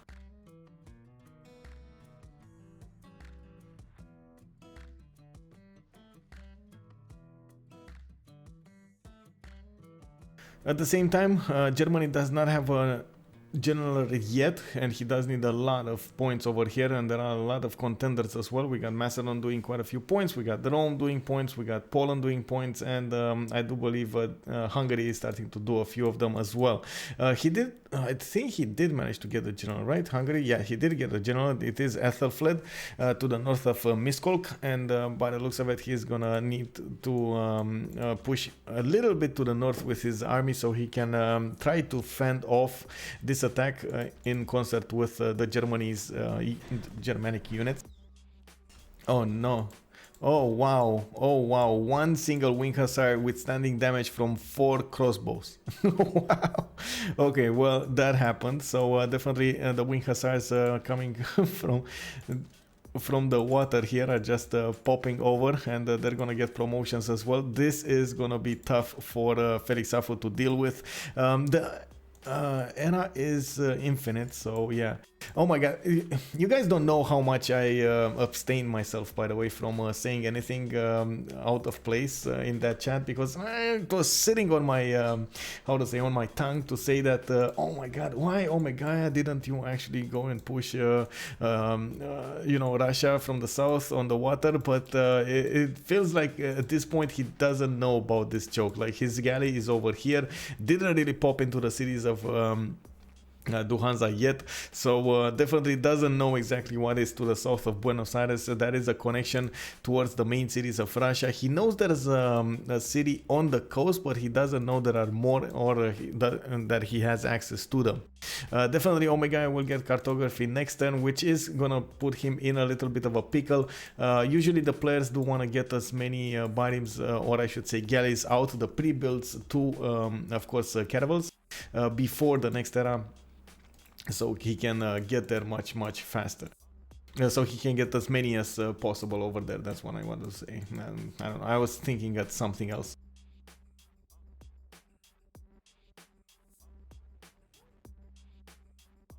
Okay, let's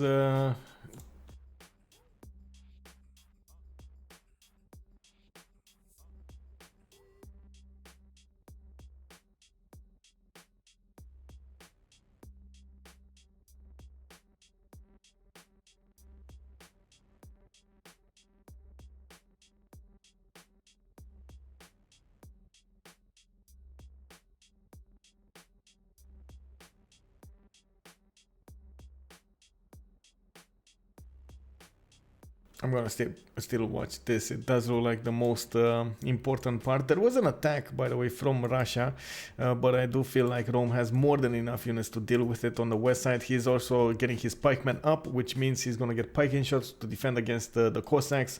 It shouldn't be a successful attack from Propaganda. And honestly, I would like to pop in their chat as well right now, but I'm not sure if Propaganda would agree. I'm gonna send them a message and maybe we can get a quick interview with the Hansa team. Tvivi, good evening. You were saying that did Germany only go for like 4 cities? Well, he did go for a 5th one, but he lost one over here. And honestly, it doesn't look like he has amazing land. He would have, I guess, gotten another 2 cities over here, and that was about it. That was his potential land that he had to work with. That's definitely not one of those strong spawns for Germany. But they did choose themselves to actually go for this kind of game, so you can't really fault anyone else other than them for not using how to say, a remap token if they thought the spawn was unplayable. I don't think the spawn is unplayable. Definitely Germany could make it work, but it is just annoying. You're gonna need to rely on less cities than your enemies, and definitely the German production, as you can see, makes all the difference in the world for him at this point. He has he also did manage to get a few of these engineers, and now he's gonna need to defend against the wing hussars, which are powerful.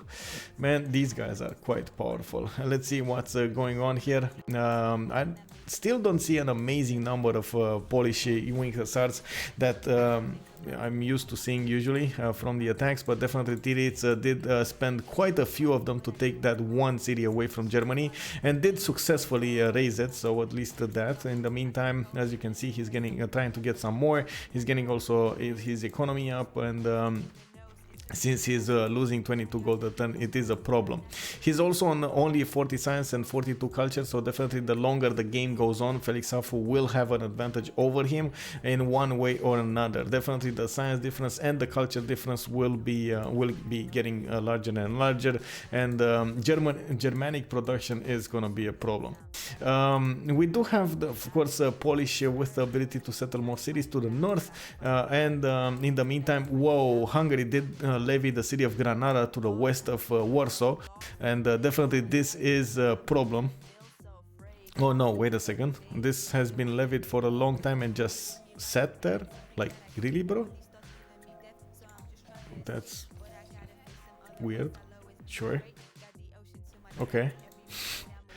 That happened.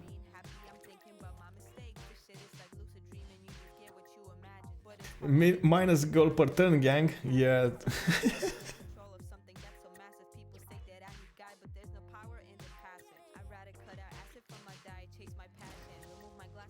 Wait, was that a one-turn terracotta army? Wow, okay. It's emoted for you just there. Look at that. And also, it look like Titube got a statue of Zeus. Nice. What is Titube, by the way? Oh, never mind. Rome. Yeah, is this what's this? Did he place it there, here? It's 2 turns away from finishing, but I guess this one. Okay, never mind. He has Isodor, so he should be okay. I don't think he should put for 2 turns one of those charges in, but I mean, whatever helps. It does look like there's no attack from Macedon here anywhere.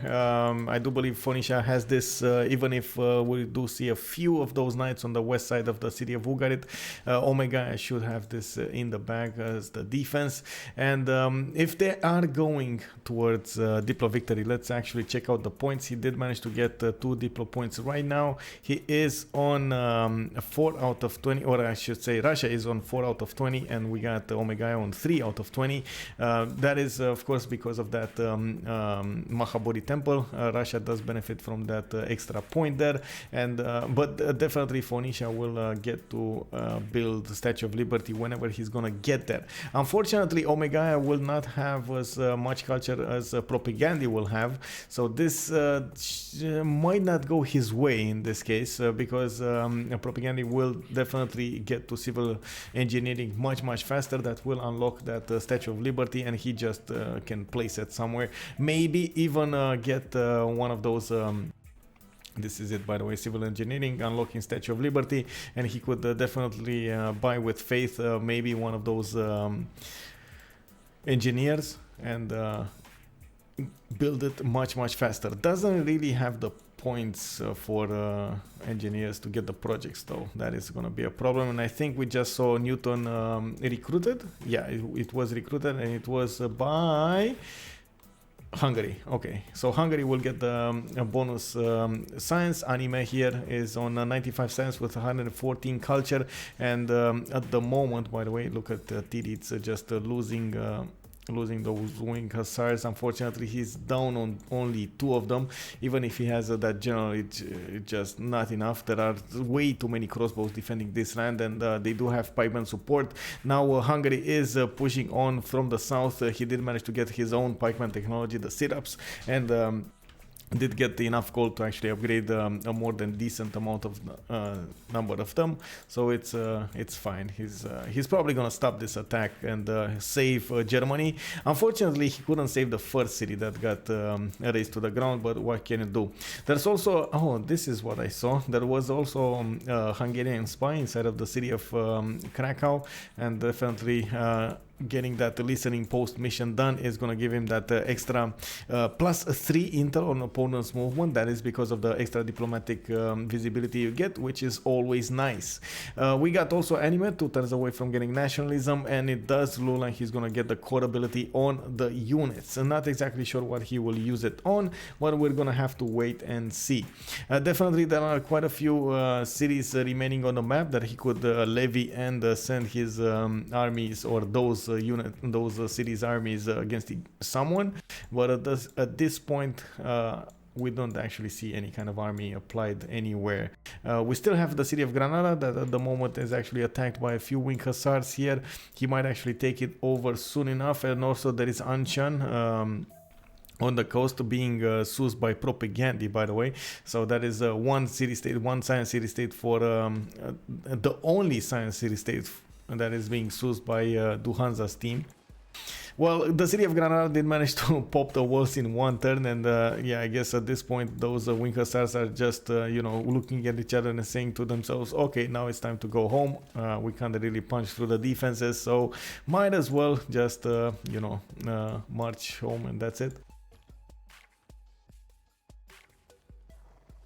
There is a build-up of catapults here, and this gives us a hint of the plans of Macedon. He is building up his military towards the south, and it does look like the target might be Rome over here, which will have ballistics in 3 turns and also nationalism in 4. So he should be able to withstand an attack from his capital city as well as from the west side, but there might be too many units coming against him. We're gonna have to wait and see how much of difference the Russian attack on the west side will make it to the side of the north of Rome, I should say, because definitely we're gonna have Macedon over here trying to push from the north. But yeah, there we go. TiTube is upgrading a few units here, and I think Macedon's attack will stop right there. That is definitely the way towards Phoenicia as well as Rome. There's an open land towards the city of Sbrnt and Ainuk. Not that many units are there, and definitely Phoenicia will need to ramp up his production into the internals, into the, I should say, defensive units that he's using on the west side, because the longer the game goes on, probably Macedon will get more of these units out. We do have under the gun right now with 638 military power going against Omegaia's 401. Does he need era score? Wait, who? Who needs era score?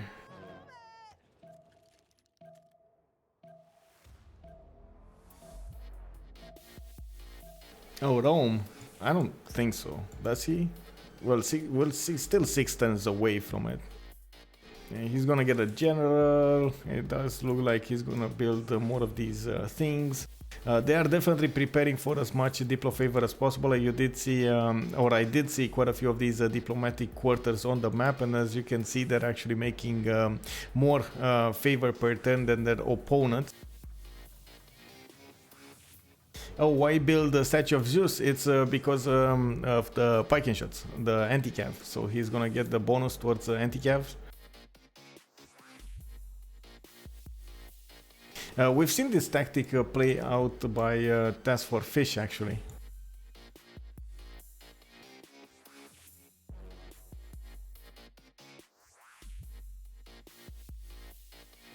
Oh, give me a second to put something to drink. Need to replenish my water cup.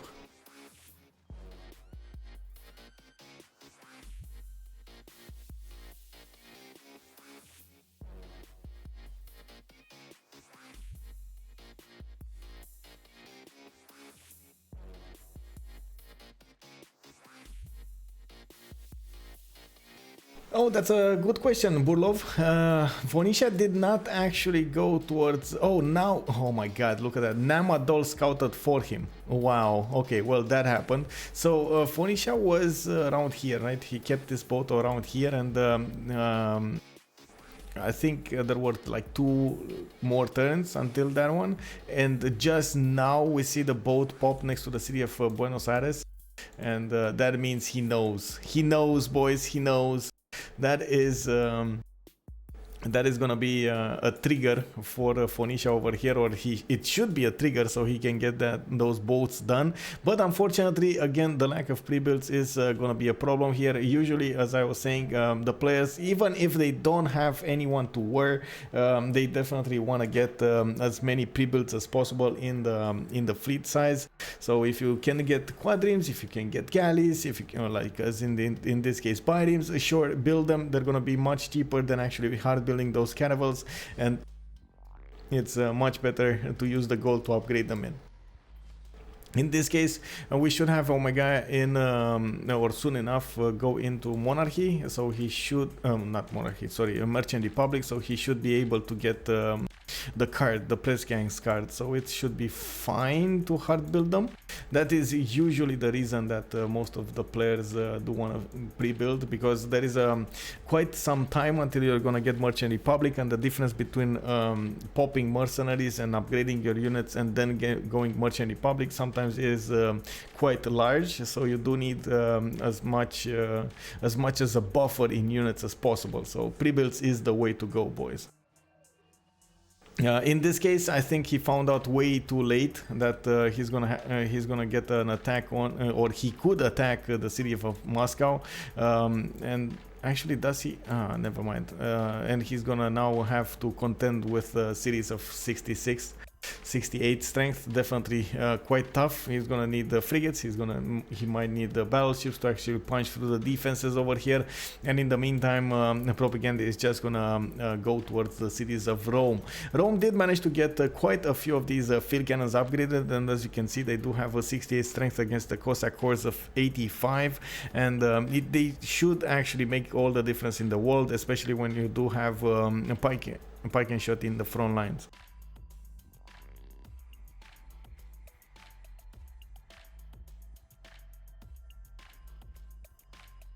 It is definitely Cossack time here. Cossacks from the north, Cossacks from the south. He's getting a spy as well, probably gonna insert it in one of the cities of Macedon. We do have from the north Macedon preparing an attack as well. As you can see, a lot of military hardware over here. Some catapults, some knights are showing up, not to mention he has quite a few pre-builds, also some crossbows. Going for more units, but still, again, not that amazing number of Basilicoi paid. So, well, at least he has one of them. So, sure. Oh, another one. Another encampment. Oh, nice. And he's trying to go for a general as well. That's Pog. That's Pog. Let's see what's happened here. It does look like all of that Polish army did not survive the encounter with the Germanic crossbows, and now there is a counterattack from Hungary and Germany into the Polish land. We do still have a lot of strength on these wing hussars, so they shouldn't be taken lightly here. And now they are in Defender of the Faith territory. They should have higher strength, so I don't really believe in the chances of success. What they will succeed in is give Germany the breathing room to actually settle another city on that Cotton tile and improve a little bit his land. He actually has another settler coming, and probably gonna settle in the face of Poland this time, while he's sending a spy as well to the city of Krakow, trying to get more of those points. Do we have a spy from Krakow? No, we don't. Okay.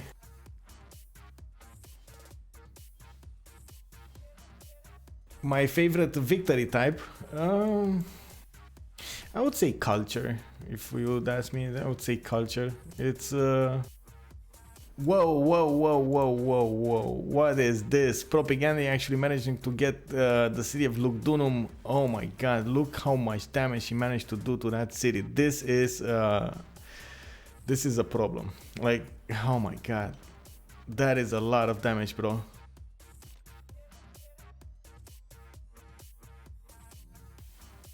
I was expecting Taitube to have units in front of the city, but it looks like he just gave the spaces to the Cossack corps, and even if he upgraded the pike shot, it was just not in the correct location. Those Cossacks do have a 6 movement, they do have a great general with them, and now they benefit from Crusade, believe. Oh, that's why he let them in. Oh no. Oh no. Well, that's yeah, look at that, instant walls popping from that city.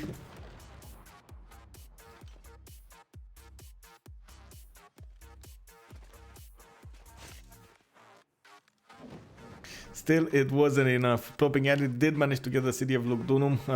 It does look like he might actually keep it. Interestingly enough, let's actually see what's going on. But I mean, is it wise to keep it? That's the question. I mean, definitely if he takes over most of Rome, he's probably gonna win this game anyway by a concede vote, because the next target would be Phoenicia over here, and there's not a thing in the world that Canada can do in the meantime.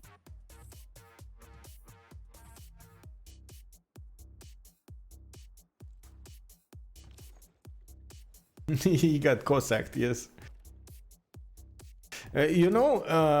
Propaganda in the first games that I've seen him play with Russia, and of course the last ones we streamed here on this channel, they were from the qualifiers of the CWC, from the CPL community, and he was going like on a more passive stance. He wanted more of a, culture victory, getting those theater squares, getting the point, the guams, and everything. And now we see another face of Propaganda. This is like all out war propy over here, and it does look like he's doing amazing things with his Cossacks, but at the moment he will face the pike and shot. So this is one city that he got. Will he manage to get another? We don't know yet. That was a quick and successful attack on the city of Lugdunum, while that city didn't have walls yet. That was the problem there. He didn't have units in front of the city or walls, so you do need both of the things over there.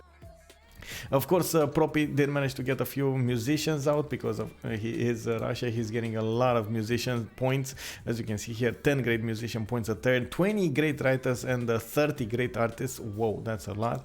And we do see both of them actually have spies in their cities. Okay, that's, by the way, that's the first Cossack Corps gone, and by the looks of it, there are a few more to go, but he's starting to lose them, and the ones to the south did need to retreat back to his cities because he was just losing too many of them. Because he did keep the city of Lugdunum and did not raise it, Rome will just be able to take it back another time. We are one turn away from the Renaissance era, and let's actually check very fast the era score. We got Propaganda 4 points away from getting Golden Age, another one. By the way, Anime is 5 points away from getting one. It does matter, by the way, if you do get a golden age in the next era, you're gonna probably get a lot more gold and get to use the monumentality age, which is important as well. We do have Omega 93 out of 102, very far away from actually getting his golden age here. Tiritz is gonna get his 85 out of 71, and he should be actually in going into a heroic. That's why the sun is a little bit different in his land. We do have a Taityuk 10 points away, and as you can see here, he's in a lot of trouble. Under the Gun is pushing from the north, and he's gonna push with Cuirassier Corps and Bombards at the same time. That's gonna be a totally different attack than we've seen the Cossacks. If the Cossacks was, you know, just a little, just a few units over here and over there with a general, well, from the north, Under the Gun will push with all his might, and he's gonna go directly for the kill here. He's gonna want to take over the city of Rome. We also have Sprig with 2 points away from getting a golden age, 94 out of 96 points for him for Canada. And just a few seconds to go. I'm gonna quickly, is he gonna get it? Is he gonna get it? That's the question. No, 2 points away. He did not manage to get it. Neither Propaganda nor Anime didn't manage to get their golden age points, and looking at it, they're either gonna be in a normal age or in a dark age. So unfortunate, but it happened. We only have a few civilizations, or I should say only one in golden age, which is a heroic by default. Polish Empire. Tiritz over there to the west side is gonna have a ball of a time here in this era. He's gonna make the gold. He's gonna make he's gonna get to use you know, the faith he's making for units and so on. It's gonna be quite nice. Now let's keep watching this attack. Definitely Rome will get his city back, but he will have to contest again those Cossack hordes, and he should actually dwindle the numbers down before he takes that city, because there are quite a few units that could actually attack that city. He cannot go against the Cossack hordes anymore. They do have a lot of power now, and even if Russia does not benefit from the Crusade belief anymore, it's still an 89 strength Cossack that is being attacked by a 77 strength pike and shot. So you can actually see the damage counters are not really favoring the pike and shots. There was another comment here in the stream chat. Considering Cossack take advantage fighting inside or near Russian territory, it might be good to keep the city. Yeah, but at the same time, you do give your opponent the chance to take it back. That was my reasoning here. But again, if you would have managed to punch through, sure, that would have definitely helped him quite a bit.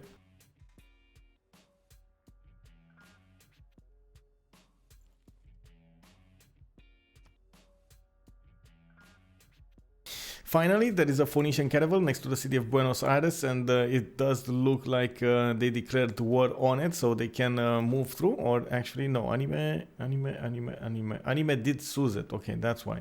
Anime did seize it, that's why the war declaration. So Omega will get to see what's going on here, and he will scout that Hansa has a few cities exposed on the coast to the west of St. Petersburg, and yeah, there we go. There was a last minute takeover of that city.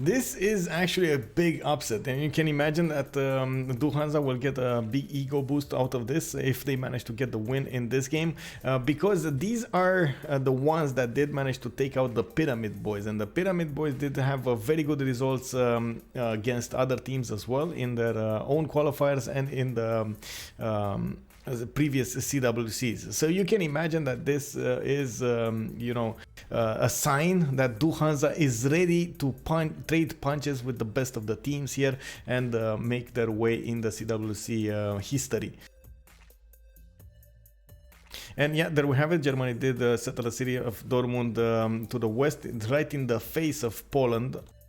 And he's gonna try to get more of these spies out, and he did settle. Yeah, he did manage to get 7 cities, building some more. Definitely that production. So look how much it mattered that he got his sim up before the attack and everything done.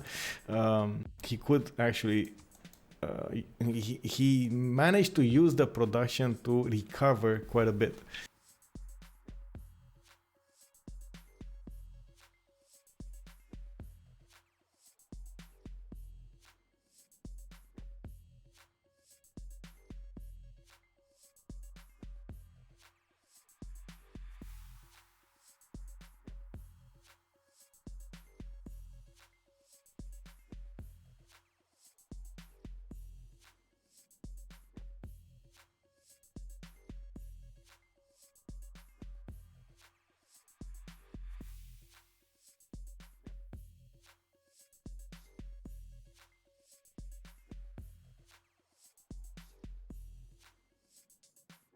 We're gonna have to wait and see if Phoenicia will manage to defend or at least help out Rome until he's gonna get his Diplo victory.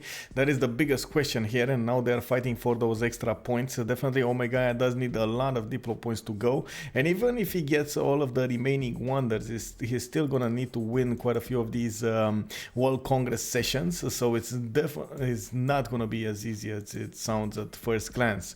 Now that he did lose his pre-inquiry Golden Age, because there's no more free inquiry anymore, he's still on 126 science and 81 culture, so in retrospect he did manage to get quite a few of these campuses out exactly where he needed to, and he even built a few of these encampments. That's quite nice. Going for stables, he's definitely preparing for a defense here against Macedon in the long term. He did manage to get to the bottom 3, the cuirassiers, or I should say the middle 3. He just needs a lot more pre-builds over here to defend against any kind of Macedonian incursion. But Macedon is way more interested in going towards the south, towards Rome. And as you can see, the Cuirassier Corps will just smash into those Roman field cannons, and it is not gonna go nicely. These field cannons did 45 for a bit, and the Cuirassier Corps do benefit from that extra plus 10, the charge promotion, and as you can see, there are 97 strength, so there is a very high chance they will just one-shot or two-shot those, yeah, there we go, one-shot. Wow, that is okay. That is a problem. TieTube over here knows he's gonna have to fight these Cuirassier Corps, and it's not gonna be easy. Even if he's one turning these parking shot, he's gonna need a lot of cores to put to the north of Rome, and it looks like he's gonna need to build units all over the place.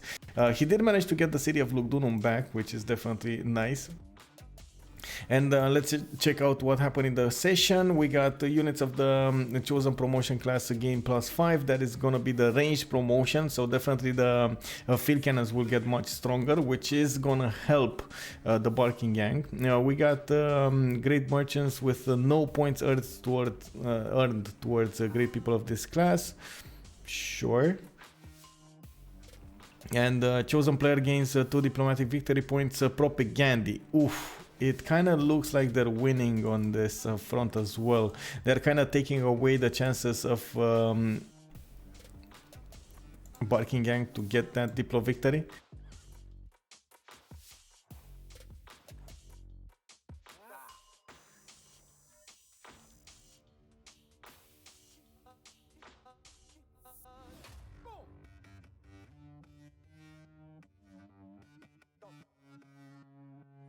I'm not sure what happened there, by the way, with the names. Why they went to the right like that. I don't know.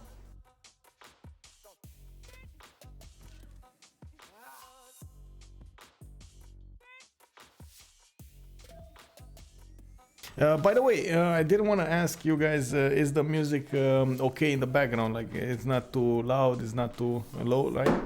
It's correctly just over there, giving us an atmosphere here.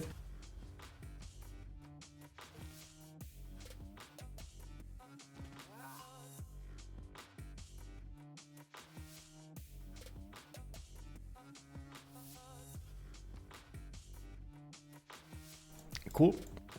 Okay, so we got another takeover. Russia did want to take out the city of Lugdunum another time, and it does look like he's still gonna keep it this time as well. He does have field cannons coming from behind, and from the north, Macedon is pushing in with the Cuirassier corps, and as you can see, the pike and shot just won't make a difference here. They will be attacked by the bombard corps quite nicely, and that is gonna deal a lot of damage. That is one of the things that definitely you want to take into account whenever you're going to build an army of pike and shots. They are weaker against the ranged units, and definitely field cannons, for example, can chew them very, very fast. Even if, sure, you're going to get a very good defense against the Cuirassier corps, or, you know, heavy calves or calves, whatever, it's still going to be a problem. That usually happens because of the rock paper season type of encounter that Civilization 6 has. Wait, there was music in the background. Whoa, you can't hear it. Is that okay? Is that low? Okay.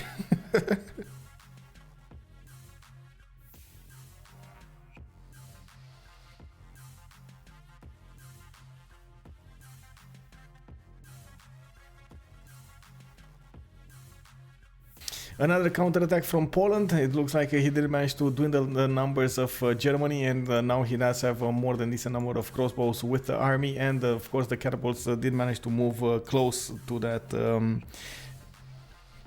city. Dortmund is under attack. He's not going to get to build walls. It is still 15 turns until he's going to get there. Victor will assign itself into that city next turn, but will it make a difference? That's that's a big question.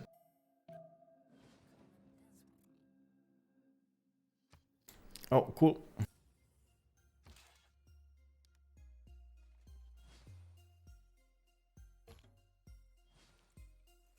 Definitely, we got a few Hansa fans over here, and at the moment they are doing amazingly well on the map, by the way. Even if Germany here does have a few problems, definitely we're gonna see we're gonna see him defend this. I don't think there's a way for Germany to lose more than a few cities here.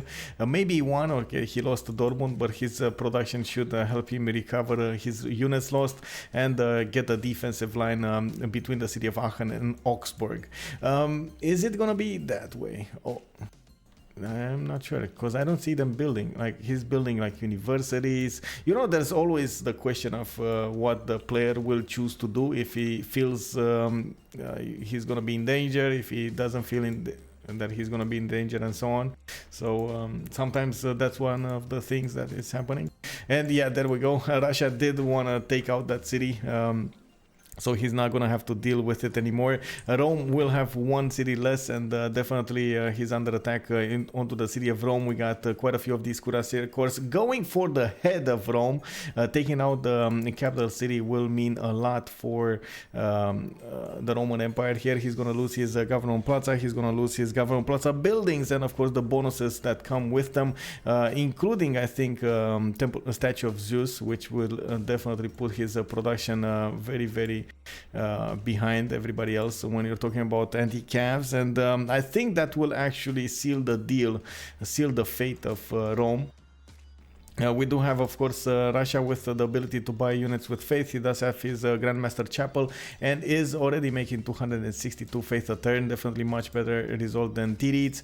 And if you look at the science, it is definitely tilting. The game is tilting towards Duhanza's team. Propaganda does have 176 with 167. We got Anime with 139 and 104. And Under the Gun is with 149 and 67. He is losing 53 gold a turn, so that is definitely a problem here for their side. He's putting on all into this, and the same can be said about Sprig, by the way. Even if he has amazing culture, 208, he's losing 29 gold per turn, and he doesn't really have a big army. He just didn't build or prioritize getting those commercials or harbors out, and that is showing right now. Let's actually see the takeover of the city of Rome. It is probably going to happen this turn. Those bombards will easily take it down, and I don't think there's a way for him to recover after this.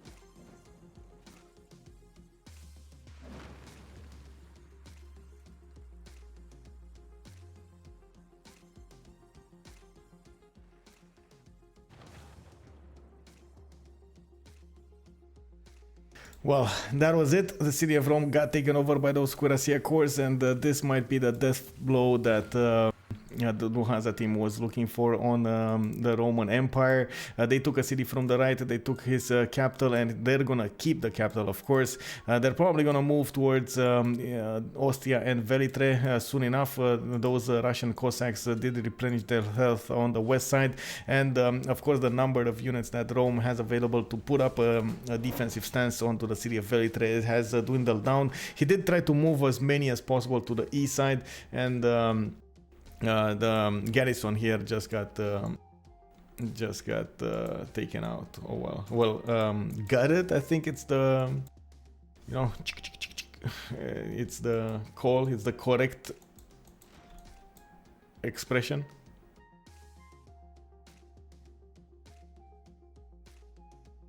Wait, Burlov asking us, is there a way back for Barking Gang? No. So there was a timing that they could have definitely played it differently. I wouldn't say better, but definitely differently. So, for example, if they would have forced Russia to go on the seas or to defend himself with, you know, a navy against Phoenicia, sure, but they just didn't have the vision.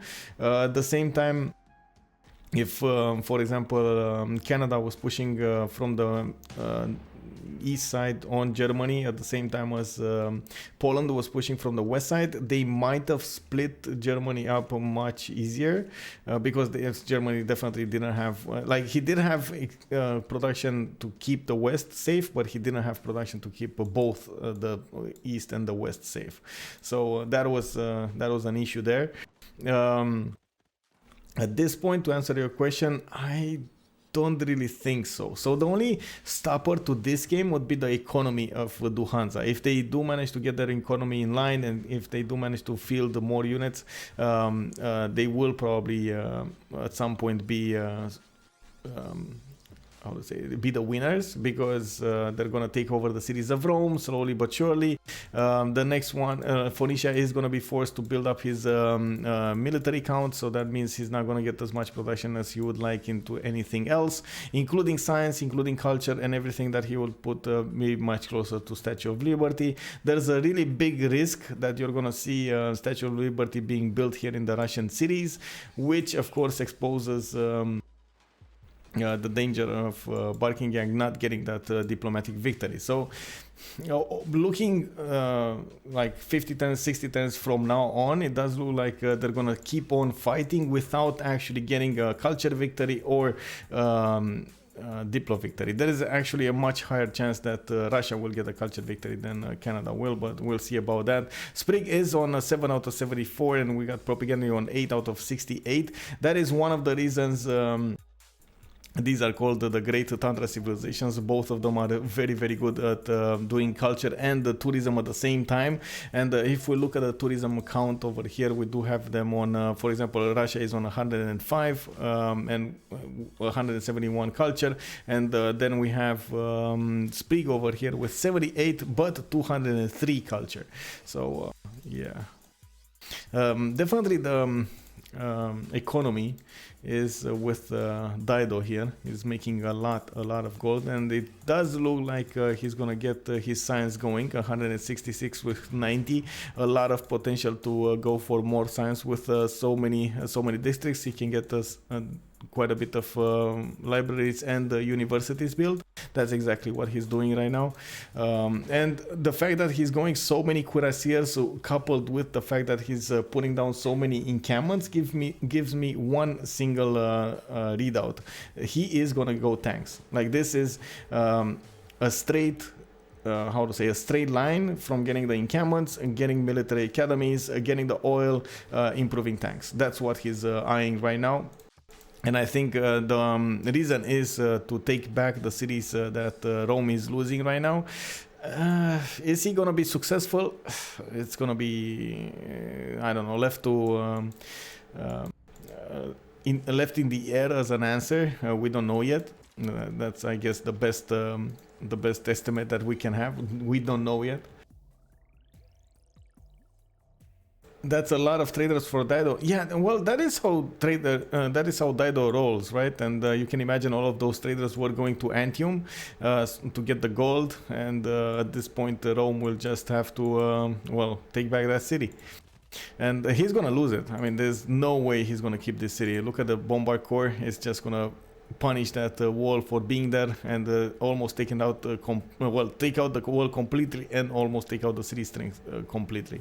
At the same time, we do have from the west side again Propaganda pushing in with the missionaries, which he is spreading that crusade love onto the cities of Velitre and I guess the Roman cities overall. That is definitely going to give him that +7 on his units, and it is going to be much easier for him to push through with the Cossack corps onto the pike shots. Always having that, Crusader belief is going to be dangerous for any kind of enemy you're going to go against.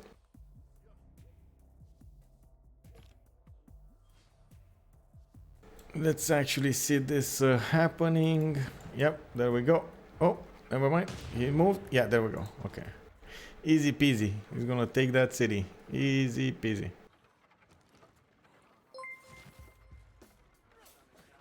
Sledgehammer, thank you very much for the follow and welcome.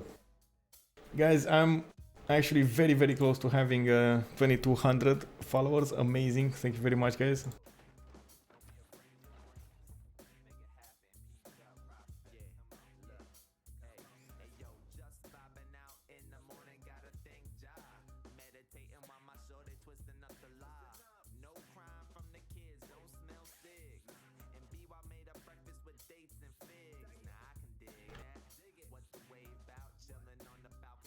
Oh, we got, oh my god, it's connecting. Oops.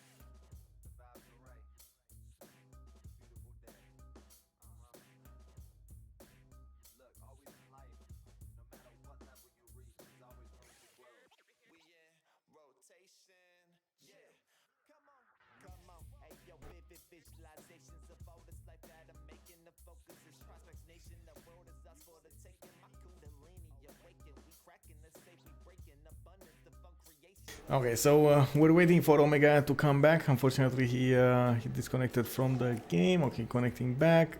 And there we go. Hopefully he's gonna join this time and not disconnect again. Let's see what's going on with Macedon here. He's getting more of these units out, sending them towards the southeast. Oh, yes. Okay, never mind. I don't know why I clicked what. Doesn't look like it clicked properly. We do have Poland still pushing from the west, but he does have Hungary to contend with now. Definitely the Hungarian cuirassiers are over there defending the city of Augsburg. He has Aachen with a few crossbowmen corps. That should be nice. That should be fine. And these are... okay. He's still not building more units, which is definitely a problem here. I was expecting him to go for another...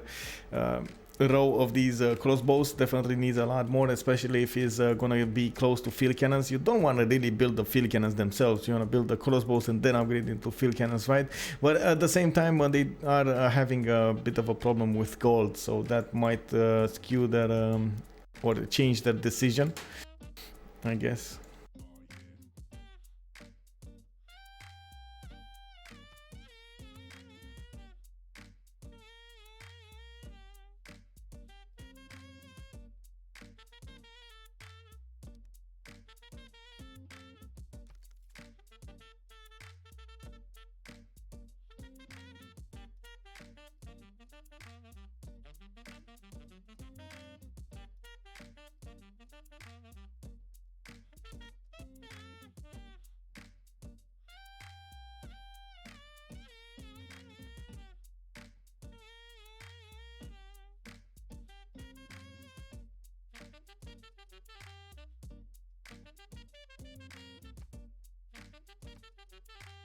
Let's see if he's connecting. It should show me when he's in the game.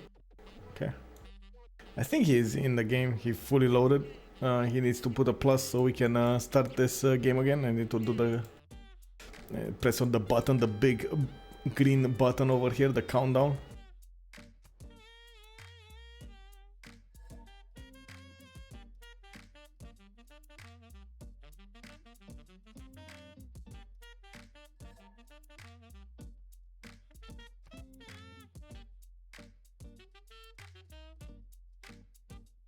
Okay, there we go.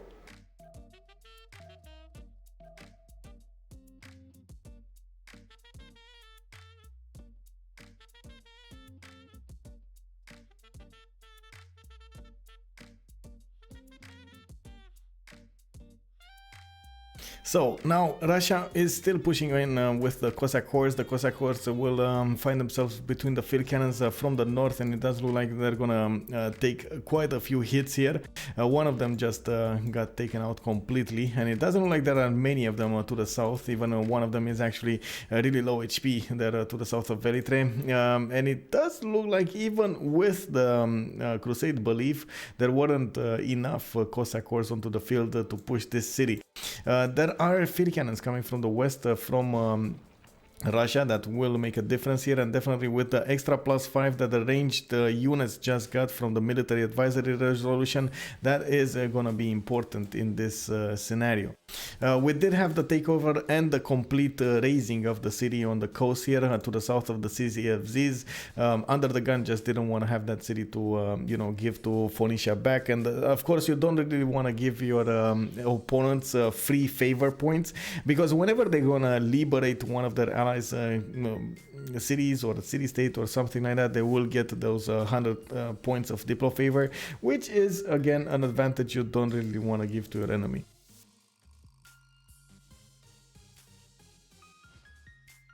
Let's see what's happening to the west side. We do have a few Polish units that are gonna build up here to defend the city of Lodz. There is an attack with a few Cuirassier corps, and now we have bombards going against the city of Namadol, which was 4 turns away from finishing medieval walls. I guess 4 turns too late here, or 3 turns too late, because these bombard corps will start shooting next turn.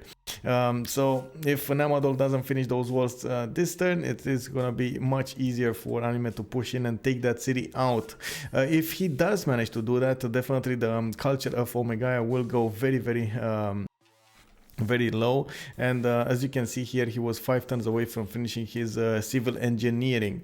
Well, you can't say the same about Propagandy. He's 1 turn away from getting his how to say, mobilization, which does allow him to get armies up. That is definitely going to be a much stronger unit to go against Rome's armies. Well, I should say units, not armies, units. But again, I don't see replacements for the units he lost here. I just see a few units.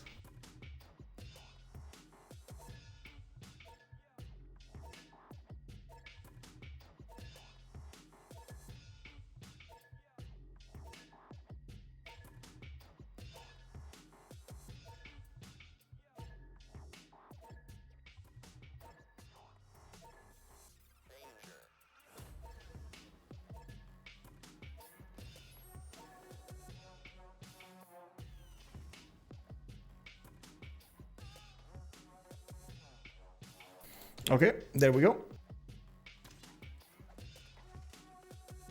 We're going into the next turn finally.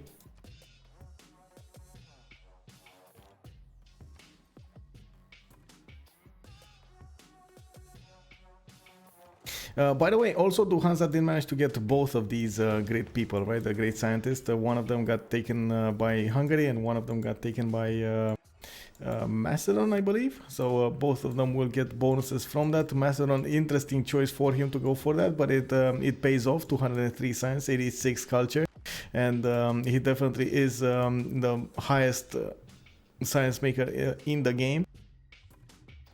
He does also have a strong army that is next to the city of Rome, and he's keeping in check the Phoenician army to the east of the city of Rome, while to the west, of course, actually Trajan over here, Titu, will need to defend against the Russian invasion.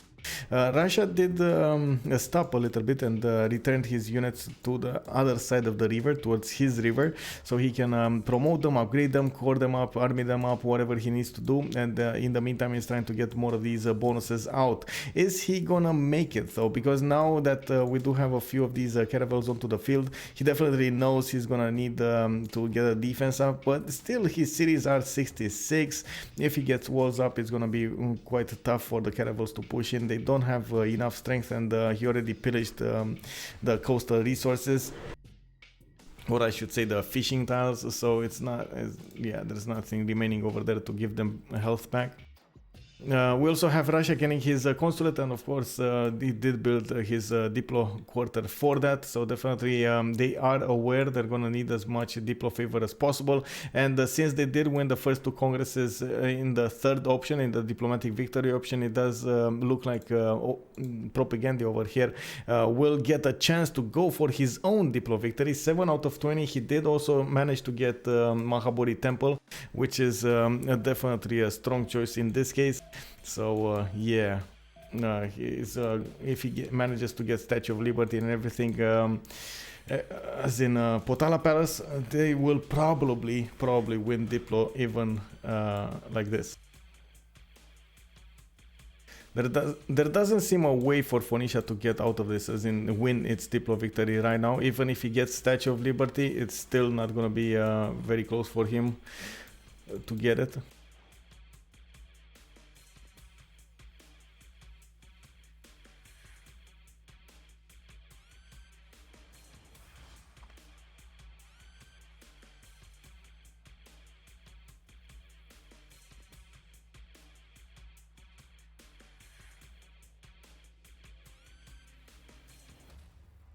It does look like Poland is not interested in pushing any more out of this. He did have a problem in economy, and I do want to check if he managed to get back out of it. Yeah, well, a little bit. He's on 53 cents, 50 culture return, but only 6 gold. And as you can see, his whole outputs are just not as good as the others. Titube as well is now on only 66 science, and the 40 culture definitely is very, very low in economy. Losing his capital city, and of course the bonuses that the government Plaza was giving him was instrumental in taking him down that much. He was more than 100 science and about 80 culture before this attack started, and you can see him now. That was a crippling move. That's why I was referring to it like that, because definitely it is gonna be like from now on he's just a walking military alliance for the Barking Gang. At the same time, Macedon is trying to find ways of attacking Phoenicia. He does have the stronger units. As you can see, the Cuirassier Corps are stronger than Phoenicia's Cuirassier Corps, because they do have the extra promotions and I guess extra experience. At the same time, we do have quite a few field cannons behind them, and I can see that they could make their way towards the cities, but at the same time, I do believe that Phoenicia will start getting more of these units out into the front lines, but is it happening though? Because he's just not doing it. Oh, he's just straight up buying heavy chariots. Okay, well, I guess that's a way, but does he have that amount of gold? Sure. Okay, I guess he does. Whoa, okay. Man, this is like free gold highways. Do you see this, by the way? There's like so many tiles here that are getting pillaged, for so many traders that are gonna get pillaged next turn. What is this?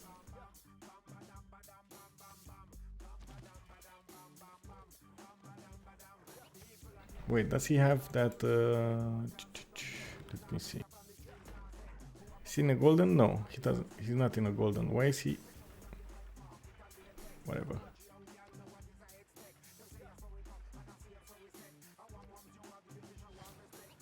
I guess he doesn't care about the traders kick. Oh well. It's gonna take a while to take down the city's fortifications because now there are steel walls in there, and that's the reason the bombard cores are just not doing enough damage. It's gonna take like 10 shots to actually punch through the steel walls with that bombard core. Even if you get the levels, if you get like level 3 or something on that bombard core, it's still gonna take a lot of shots from one single unit. The city of Rome, by the way, did flip to a free city.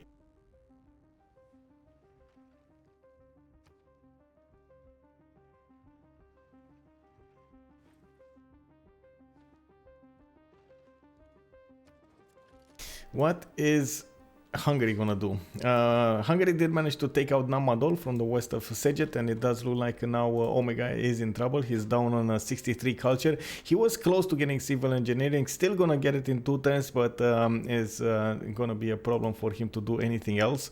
Even thinking about going Statue of Liberty is gonna take away so much production, and at this point I'm not sure if he can or if he should go for it. He is building a naval army over here. Quite a few quadrims are out and about. Definitely needs those frigates or the battleships. Gonna be hard to get the battleships, but sure, he's only finding 2 turns, and he would need coal for those battleships, so I'm not sure if he went to top 3 into industrialization. No, it doesn't look like he did, because his mines are 2 3s, so yeah, that's not gonna happen.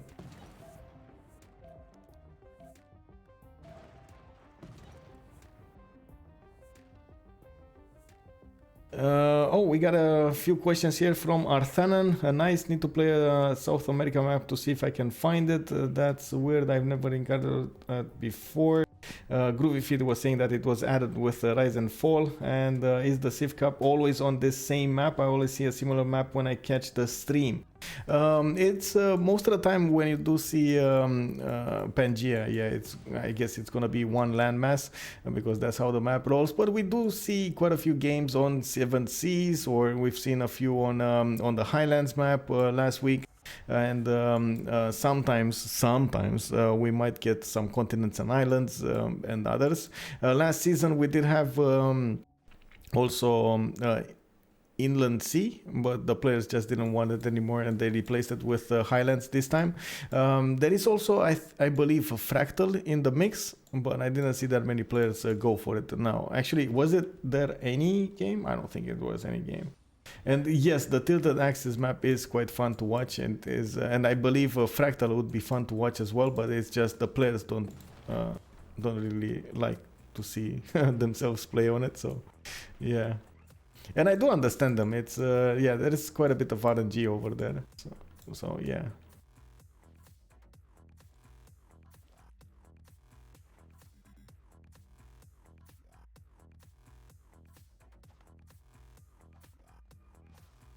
Yeah, exactly.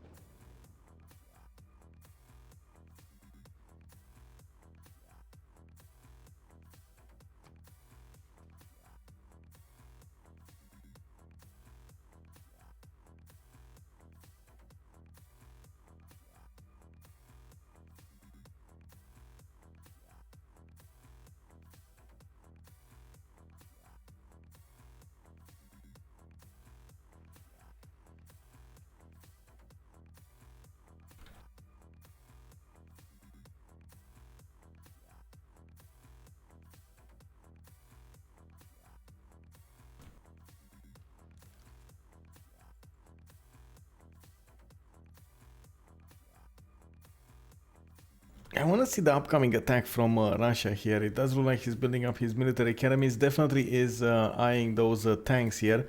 That's right. The oil. Does he have more oil in the field? Well, I guess he does have another oil tile over here. The easy +3. No more oil in the main cities though, so definitely the military academies will give him what he wants, and he just upgraded, or yeah, upgraded one of these artillery armies, easy peasy. Or did he buy it? whatever, one of the two. It doesn't really matter. He's gonna get a lot of damage on the cities of Rome, and that might be the death blow over here. So yeah. We did have Macedon apply the crippling blow on the capital city of Rome, and we will probably see the death blow dealt by Russia from the west side, coming with those artillery armies, pushing through like there's no army of Rome anywhere in sight. With his 209 science and 171 culture per turn, definitely propaganda here has a high chance of doing it. Omega did start building a Statue of Liberty, and he definitely wants to get it. 15 turns to go. It doesn't really have a lot of production in his city of Sidon, and I don't see him getting that great engineer for, of course, extra production. At the moment, actually, the great engineers are locked, right? They're getting passed and passed and passed, and it does look like Rome is the next one up. 4 turns to go, 12 points. Well, I guess it's not gonna make a difference in this case.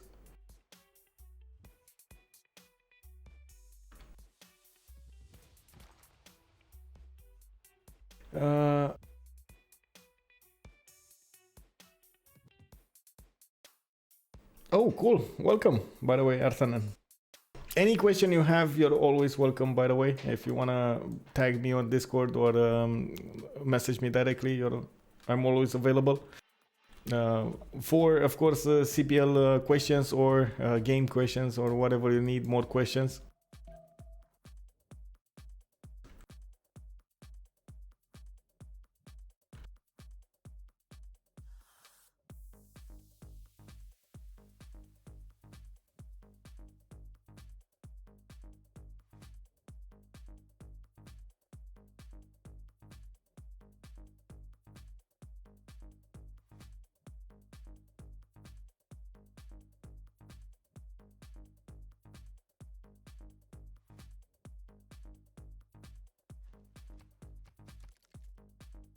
So it looks like Macedon did relinquish the attack on Phoenicia. He knows he's not gonna get through those steel walls in time. He's gonna come back to Rome, and they will probably try to finish off Rome completely, and then go together and take on Phoenicia. In the meantime, Phoenicia did go down in science quite a bit, 141. He was over 200 before the end of the age, and because of that, he's gonna be way late on his combustion. 5 turns to go, and definitely he's gonna keep on building his armies here, his cuirassiers, and try to get a few tanks to defend himself with. Missing the artilleries, missing the field cannons, and missing quite a bit of units to actually make a successful defense, especially since most of the units that will come from Russia, and of course the remaining ones of Macedon next to the city of Rome, will have a lot of promotions on them. It's just a matter of how much health points they will have remaining to go against him. I do believe they're probably gonna replenish their health soon in this series, so it should be fine.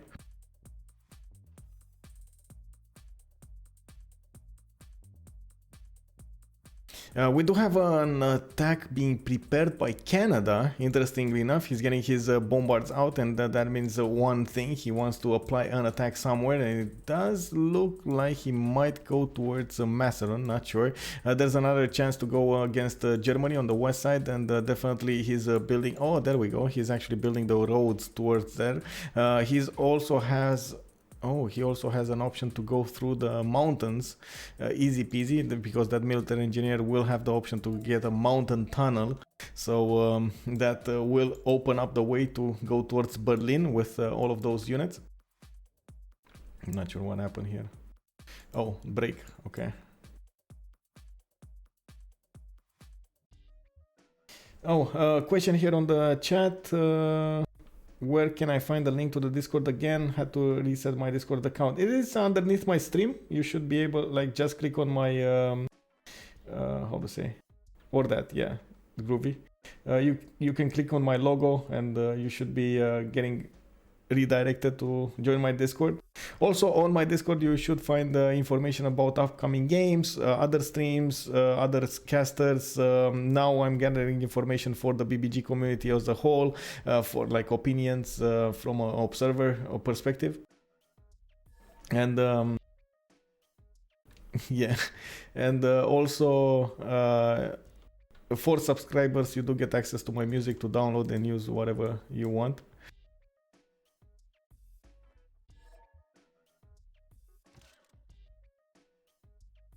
Well, bonk.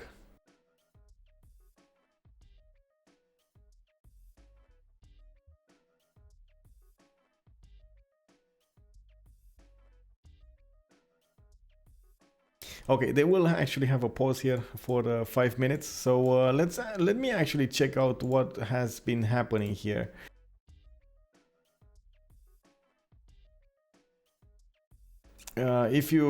If I look at the CC versus Zoc game, can anybody give me some more info? Oh, you know what? I'm gonna go and give me a second here. I'm gonna try to pop into a channel, but let me ask Propi first because I do need their permission.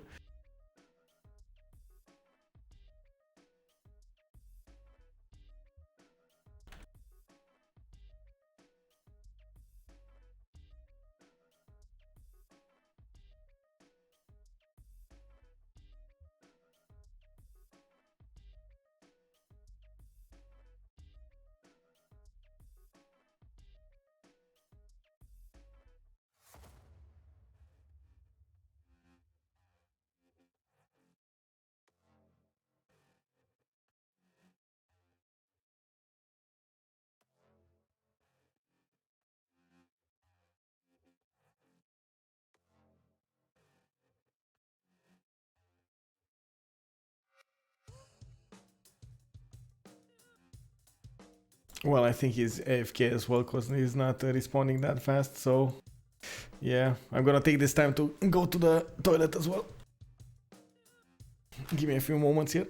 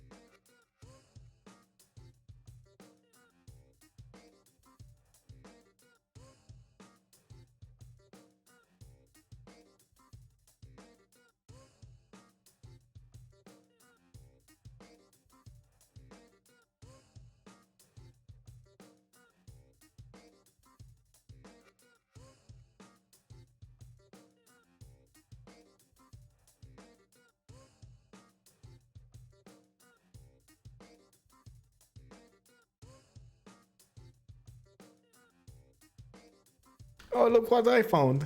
He was. I go away for a second and he's just on my chair. He's like, okay, you left now. I'm gonna sit now. Okay, this is my chair.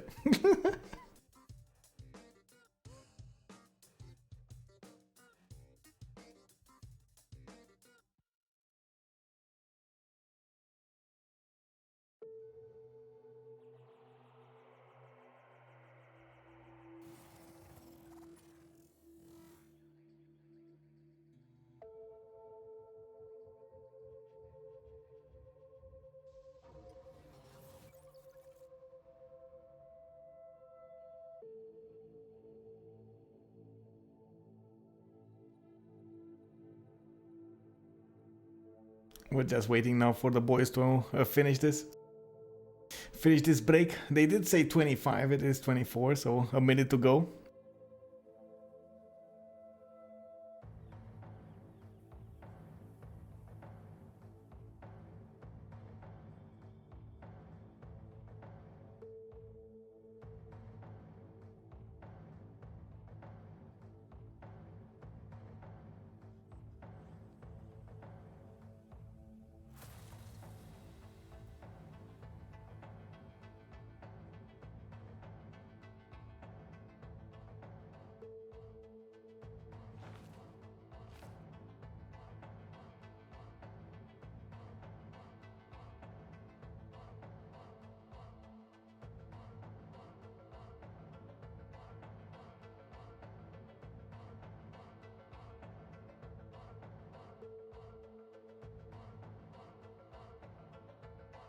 Well, I guess my cat wants to sit on my hand now. He wants to. It's fine. Okay, he's moving.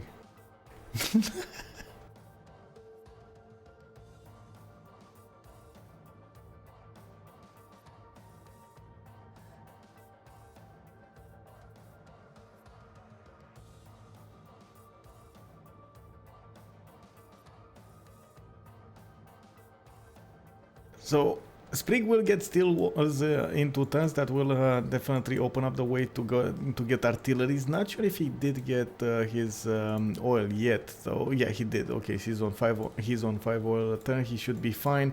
Only has a 1, 2, 3, 4 encampments, so that's 8 oil. That should be fine. Also has an oil available for him in Quebec City. He just didn't spend builder charge to actually get it improved, and by the looks of it, doesn't really have a builder anyway. Will of course move with the military engineer to the west of Hamilton and try to punch through the defenses of Germany over here to the west side. Ooh, Ruhr Valley from the capital city. Nice. Look at that. Under the gun actually doing amazingly well, even in the conditions given, as in not getting a golden age in the first era and then recovering as much as he could in the second one. That was quite an impressive achievement here by the Duhansa player.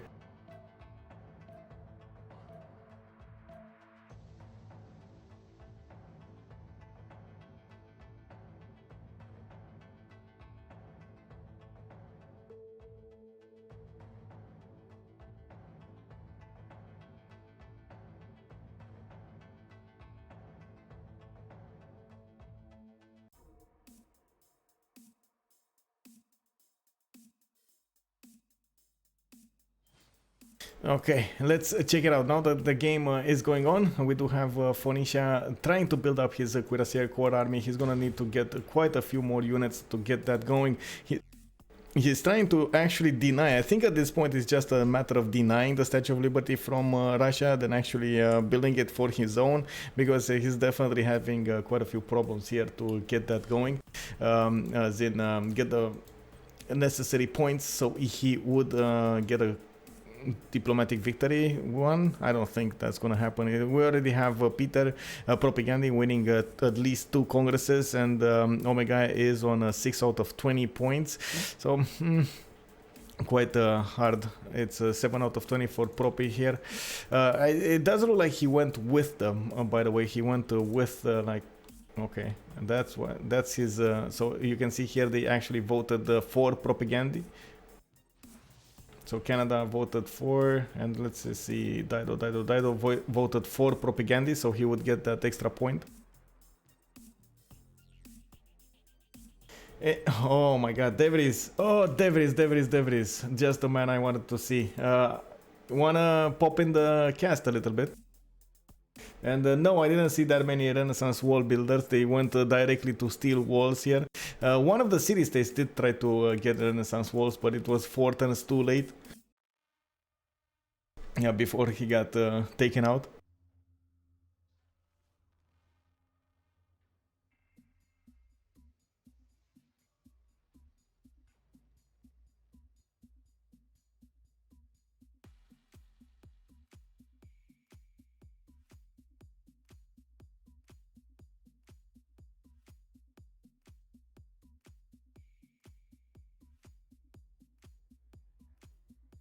Well, let's see what's going on here between Germany. Okay, let's see. David is coming to my casting in on Spot TV.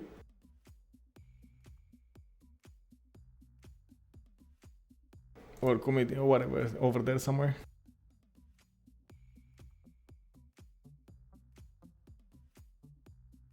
I'll drag you if you join voice.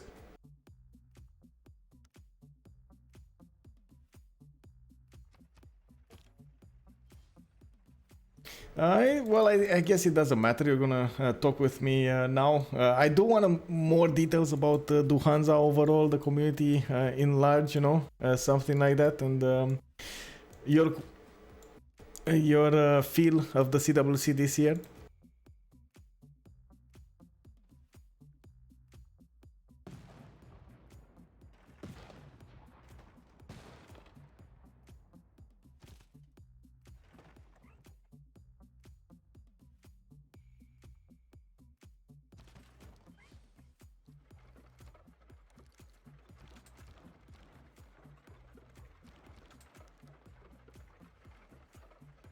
Hello.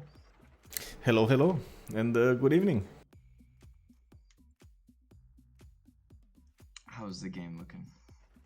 Well, it looks like Rome's capital got taken over by Macedon. We did have an attack from Propaganda from the west side, taking one city away from Rome and then just stopping. But he's gonna get the upcoming attack, the follow attack with artillery army. So I don't really think there's a way for Titube to defend this attack. Phoenicia is trying to get Statue of Liberty, but it's very far away from it, 13 turns, and even if he gets it, I don't think it's gonna matter that much. I mean, I guess it will slow down the Diplo victory for Russia, but it's not gonna stop it entirely. And the culture victory. The culture victory, I mean, both Canada and Russia are strong, 12 and 10, so... It's not going anywhere. That's the main question here, main problem. And what I did want to ask you about is how do you feel about the CWC this year? Like we had so many new teams in this season of the CWC, and I guess before the start of the weeks, before the actual competition, there were a few worries that they're not competitive enough. And now we actually start to see quite a few surprises, quite a few upsets. Well, I think this CWC has more teams, so a lot more chances for upsets, and just a lot more games in general. So that's really good. Also, you know, like these games are best of ones, so anything can happen. It's really good to see, you know, the Chinese team won some unexpected games.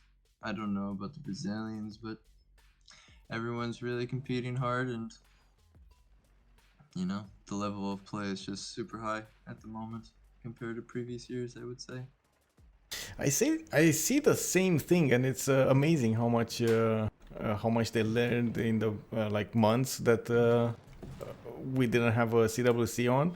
And definitely I'm looking forward to see that double bracket that we have coming out in a few weeks now after the CCC. That is gonna be insane. How many games they will play? Best of threes as well, and that is definitely gonna be a tough period for all of the teams. But at the same time, it will be amazing as a competitive scene. One thing that I also wanted to ask you about the Civ Germany community. You had 3 teams in the qualifiers, and that was an impressive achievement to have 3 teams in the qualifiers. Yeah, Proppy has organized the community and kind of teaching them and putting a lot together. They've grown significantly in the last 6 months, I would say. They learn quickly, you know, they're trying hard. They had 3 teams. One was, they kind of quit. They couldn't really like organize themselves for enough games, and they didn't have enough players, but they had 2 teams that were really committed.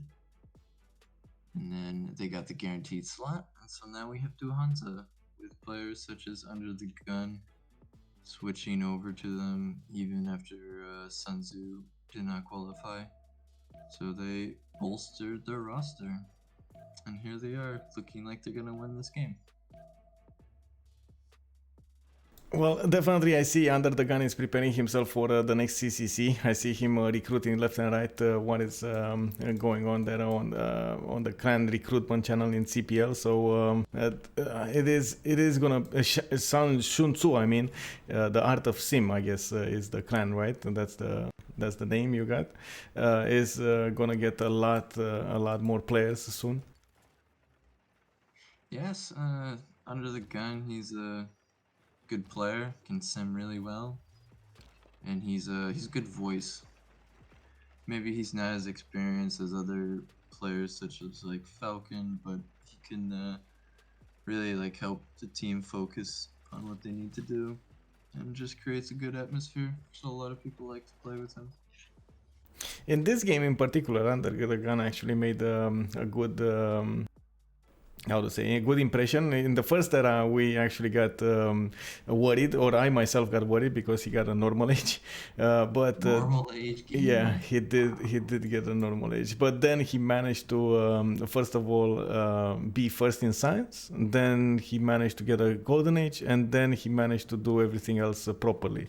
So it was just one mishap, but adapted around that quite nicely. So yeah. Now look at Even him. these 4v4 games, sometimes getting gold in first stage is a little tricky. Especially if you're used to 6v6, you may not think about gold and then you just take it for granted in the first era. Yeah. But yeah. as Macedon, you really shouldn't miss first gold. And you have a unique sword, a unique horse, unique building. Come on. Yeah, I know. Anyway, I did want to ask you one last set of questions. First of all, who do you think is favored to win this season of the CWC? Just from the first few weeks that you've seen in the games. And second of all, who do you have as a favorite in the CWC? Well, my favorite is my team, Team Joy. We're facing Ulysses tomorrow, so we'll see how that goes. But for the two, I think we have to sort them by the groups. Where is the two groups? Because we have, the way I understand it is that there's going to be 4 teams from each group advancing to the upper and then lower bracket, 2 for each of those. And then 2 teams from each group will be disqualified. Yes. So I think the first group A, I think the 2 favorites are going to be TBD and Ulysses, which I think are both really strong. I think the lower bracket teams from Group A could either be Team Joy, Zone of Control, or Team CC. But today we saw a big victory for Team CC versus Zone of Control. So that kind of, puts Zone of Control on ice right now. They're going to have to play really well to advance to the lower bracket. Yeah, they only have 2 more games to go, and they didn't get that many wins. It's a problem. But like you said, the fact that there's so much pressure right now does increase the competitive level. So with best of 1 in the first in the group stage, and then going into best of 3s, it's definitely going to be quite rocky for a few teams here. Yeah, man, best of 1s, anything can happen. Maybe unlucky spawn, maybe someone is just in a really bad position, no remap tokens, whatever it is, you never know. Yeah, I guess that is true. Thank you very much for coming here, and I do hope, by the way, we did balance the game as much as possible through the BBG and BBS, so the viewers won't get the wrong impression. We are trying as hard as possible to balance the spawns and give the players as many chances as possible to have an equal chance of winning the game. They do have the options through the evolution of the game, not to mention development of the empire and their choices. So if they don't choose the correct meta, it's not really the game's fault, it is most of the time the player's fault. Yeah, no, this is true. It really comes down to the player adapting to his spawn, and they just gotta look at the map and see what they can do with the land. But if you could do me a favor and somehow change this Renaissance Wall Diplo favor meta, I don't want to see it. I don't want to see people AFK building walls. Okay. Well, you know how it is. If you start building walls, you might as well lose the game. So we'll see. We'll see about that. Definitely, they won't stop artilleries. So. Well, thanks for having me. I hope good luck with the stream. Yep. Hope it Thank you. doesn't go too late. Thank you very much for being here, man, and good luck tomorrow on your game. And definitely, we're gonna keep an eye out for that Ulysses versus Joy. Are you gonna cast that game? No, I'm gonna cast a game from the Civfr community, from a Civfr squadron. It is gonna be a Pyramid versus the Barking Gang. Well, best of luck. Yep. See you around. Thank you very much, man. Good evening. So there we have it, boys. An interview from one of the Joy team members. It is also a part of the German community, and he knows a lot of the players. He's very experienced in CPL. Dev is a fifth over there that give us his opinions about what is happening with the CPL qualifiers, the CWC, and of course the upcoming games in the next few weeks. You've heard it there first. In the meantime, we did have an attack here. Propaganda did manage to take out the city of Velitre very fast. He is a tank armies now, and by the looks of it, not even those impressive number of field cannons cannot stop this from happening. We got artillery armies with a general coming from the west side. Actually, the general does not affect the artilleries. No, it doesn't, because it's not the correct one. It is Atolfus. Oh no, Renaissance and Industrial Era units. He needs a modern one, and I don't think he has one yet. I don't see one. Let's check it out. Does he have one? He's making the points. He's making only 23 great general points a turn. Needs 840. That is a lot of points, man. I did see, by the way, with the peripheral vision, Albert Einstein is over here as the next scientist to be recruited, and definitely, as you can see, we got him providing +4 science for whoever builds those, well, I should say for the research labs, not whoever, for the research labs. We should be still 2 turns into this World Congress, which does give +5 bonuses toward the field cannons. The next Congress we're not gonna see that bonus on the field cannons, and definitely it's gonna be much easier to take them out. And that is probably what is happening here. We got them not wanting to wait for that, but in the meantime they might lose a few tanks here. No, there's not even one tank gonna be lost. The tank armies are just way too strong, even when attacked by +5 field cannons with a general. Oh well, it happens. From the east side, the Macedon did manage to upgrade his own artillery corps, and it looks like he got his tank corps as well. And the question is, does he have the correct general?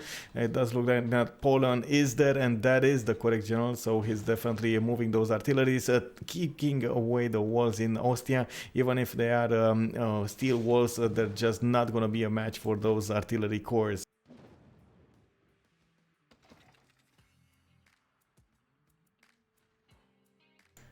On the coast, it does look like there's nothing that much happening. We do have Omega with a... Wait, is this a level 4 battleship fleet? This is a level 4 battleship fleet, and it looks like it leveled up on the Rapa Nui.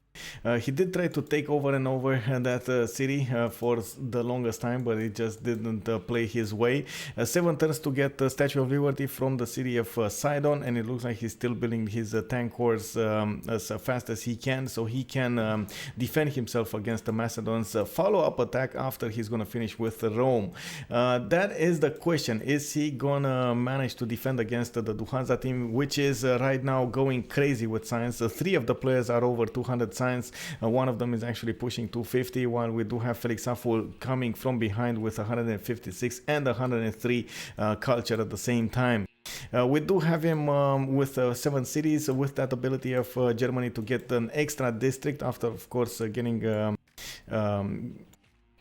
his civics going. Definitely Germany over here does get a lot of advantages from those districts being built.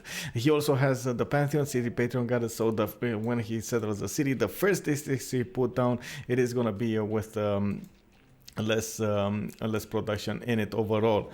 Building his factories now, and as you can see, more of those science buildings.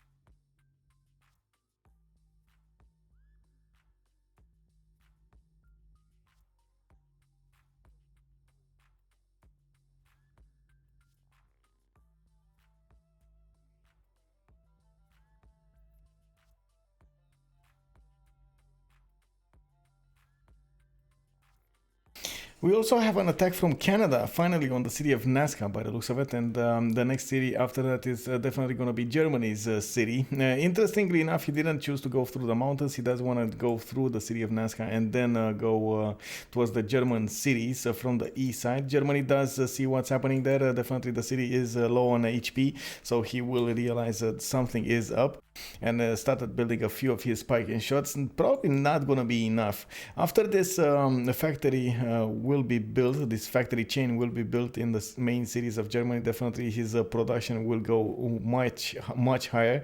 We're gonna see him start printing those units from his cities, and we're gonna need to see where he's gonna send them. If he's not gonna protect the city of Nuremberg, he's probably gonna lose it. Definitely the artillery armies do have enough strength between them to do this, to take away the city, I mean, even if it is steel. You've seen what happens here to steel walls with those artilleries. You can imagine it will happen exactly the same, even if it is Canadian artilleries. X168 with a question here: why do I vote in the Congress? Doesn't Shift enter work, Control enter work? Well, the thing with the World Congress with the observer mode, because we're using this particular mode to actually get these cats going, you still have a slot in the actual game, so we couldn't code it in a way to make the World Congress ignore outvotes. We don't generate how to say Diplo favor. We don't have more than one single vote, and that's one of the reasons most of the time we're gonna have to synchronize and have at least 2 observers in the game, so one vote one way and the other one votes the other way.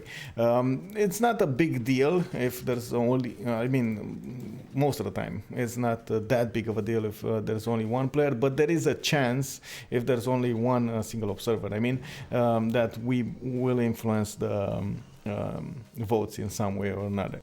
Let's actually check out what happened here in the session while we do watch or have watched actually Macedonian armies just pushing those defending Roman units. It does look like Rome is on his last legs here. 2 more cities to go, and he's probably gonna lose all of them soon enough. Macedon way too strong, not to mention Russia from the southwest, especially with his crusade belief. He's just smashing left and right on those Roman units. In the World Congress, we do have a 50% discount on the production of the coal power plants. We got double merchant points, and it looks like Propaganda just won another 2 diplomatic victory points. One thing that of course will happen is, by the looks of it, Phoenicia will finish the Statue of Liberty. He's 6 turns away from finishing it in the city of Sidon, and we don't see Propaganda go for one of his own. Definitely he will need the harbors out, or at least one harbor out, and I don't see any, so that's a long way from actually getting his Diplo victory. They are more focused on actual war than doing anything else as a victory condition, so it kind of looks like they're gonna go for a domination here. Probably gonna defend properly against the cultured victory. Sprig is on 14 out of 102, but definitely Propaganda has more, 17 out of 101, and he's pushing the necessary tourists higher and higher as the game goes on. On 145 tourism per turn, Propaganda with Russia's ability to... Oh, there we go. That is the GG over here. We got the Barking Gang conceding the game towards Hansa, and the Germans just got a major victory over here in the group stage. Unbelievable. This was nice. A big back and forth, an interesting upset, and we have seen actually a good performance from most of the players. Definitely, I could mention a German defensive stance over there against the wing hussars. Definitely did manage to kill quite a few of them and keep his main cities. While he did lose one, he didn't lose all of his empire, and that's what it is important. We did have Canada try his best to get the cities of Germany over here on the west side. It just couldn't get there. The economy was not that strong and definitely had quite a few problems. We did have also Phoenicia tried to go for a diplomatic victory, but unfortunately a little mishap over here is he scouted way too late the city of Buenos Aires, and he didn't know there was a direct connection towards the Russian cities. He could have taken over 3 of the Russian cities, essentially crippling Russia from doing anything, and probably saving Rome, totally how to say, changing the outcome of this game by only this move. It is something that we as observers are privy to, because we do have the vision, but of course the players did not have access to this particular information at that time. We did also have Hungary did try to get a few units out, of course, levied units out, but definitely Barking was on point and did defend the cities against the city-states quite nicely here. And again, Under the Gun did make a big comeback from that normal age that he had in the first era. Definitely the normal age gamer here. The city name in the capital city was because of that. And in this case, oh man, it worked out well. It worked out well. I hope you guys enjoyed the stream, enjoyed the content, and hopefully we're gonna see each other tomorrow. Definitely there's a strong game in the Civfr community. They are fighting for supremacy in the highest ranking group of their qualifiers. It is called, of course, the Lotaro division. And tomorrow we're gonna see the Barking Gang go against Pyramid, which of course I hope you guys know about both teams. We've seen the players today from the Barking Gang. Tomorrow we're gonna see the Pyramid go against them, clash against them, and definitely at 1600, oh actually no, 1500 hours we're gonna have to see this game to its fruition. Again, thank you very much for the follows, much appreciated for all of the support. If you guys have any questions about the game, about the cast, or the CWC, or the CPL in general, just hit me up on Discord. You can find the Discord link in the bottom part of the stream, and I'm always friendly and open, and you can ask me anything. So again, much appreciated, much love. Let's see each other in the next stream. Bye bye bye. This was Michael for the CWC on Spot TV, signing out.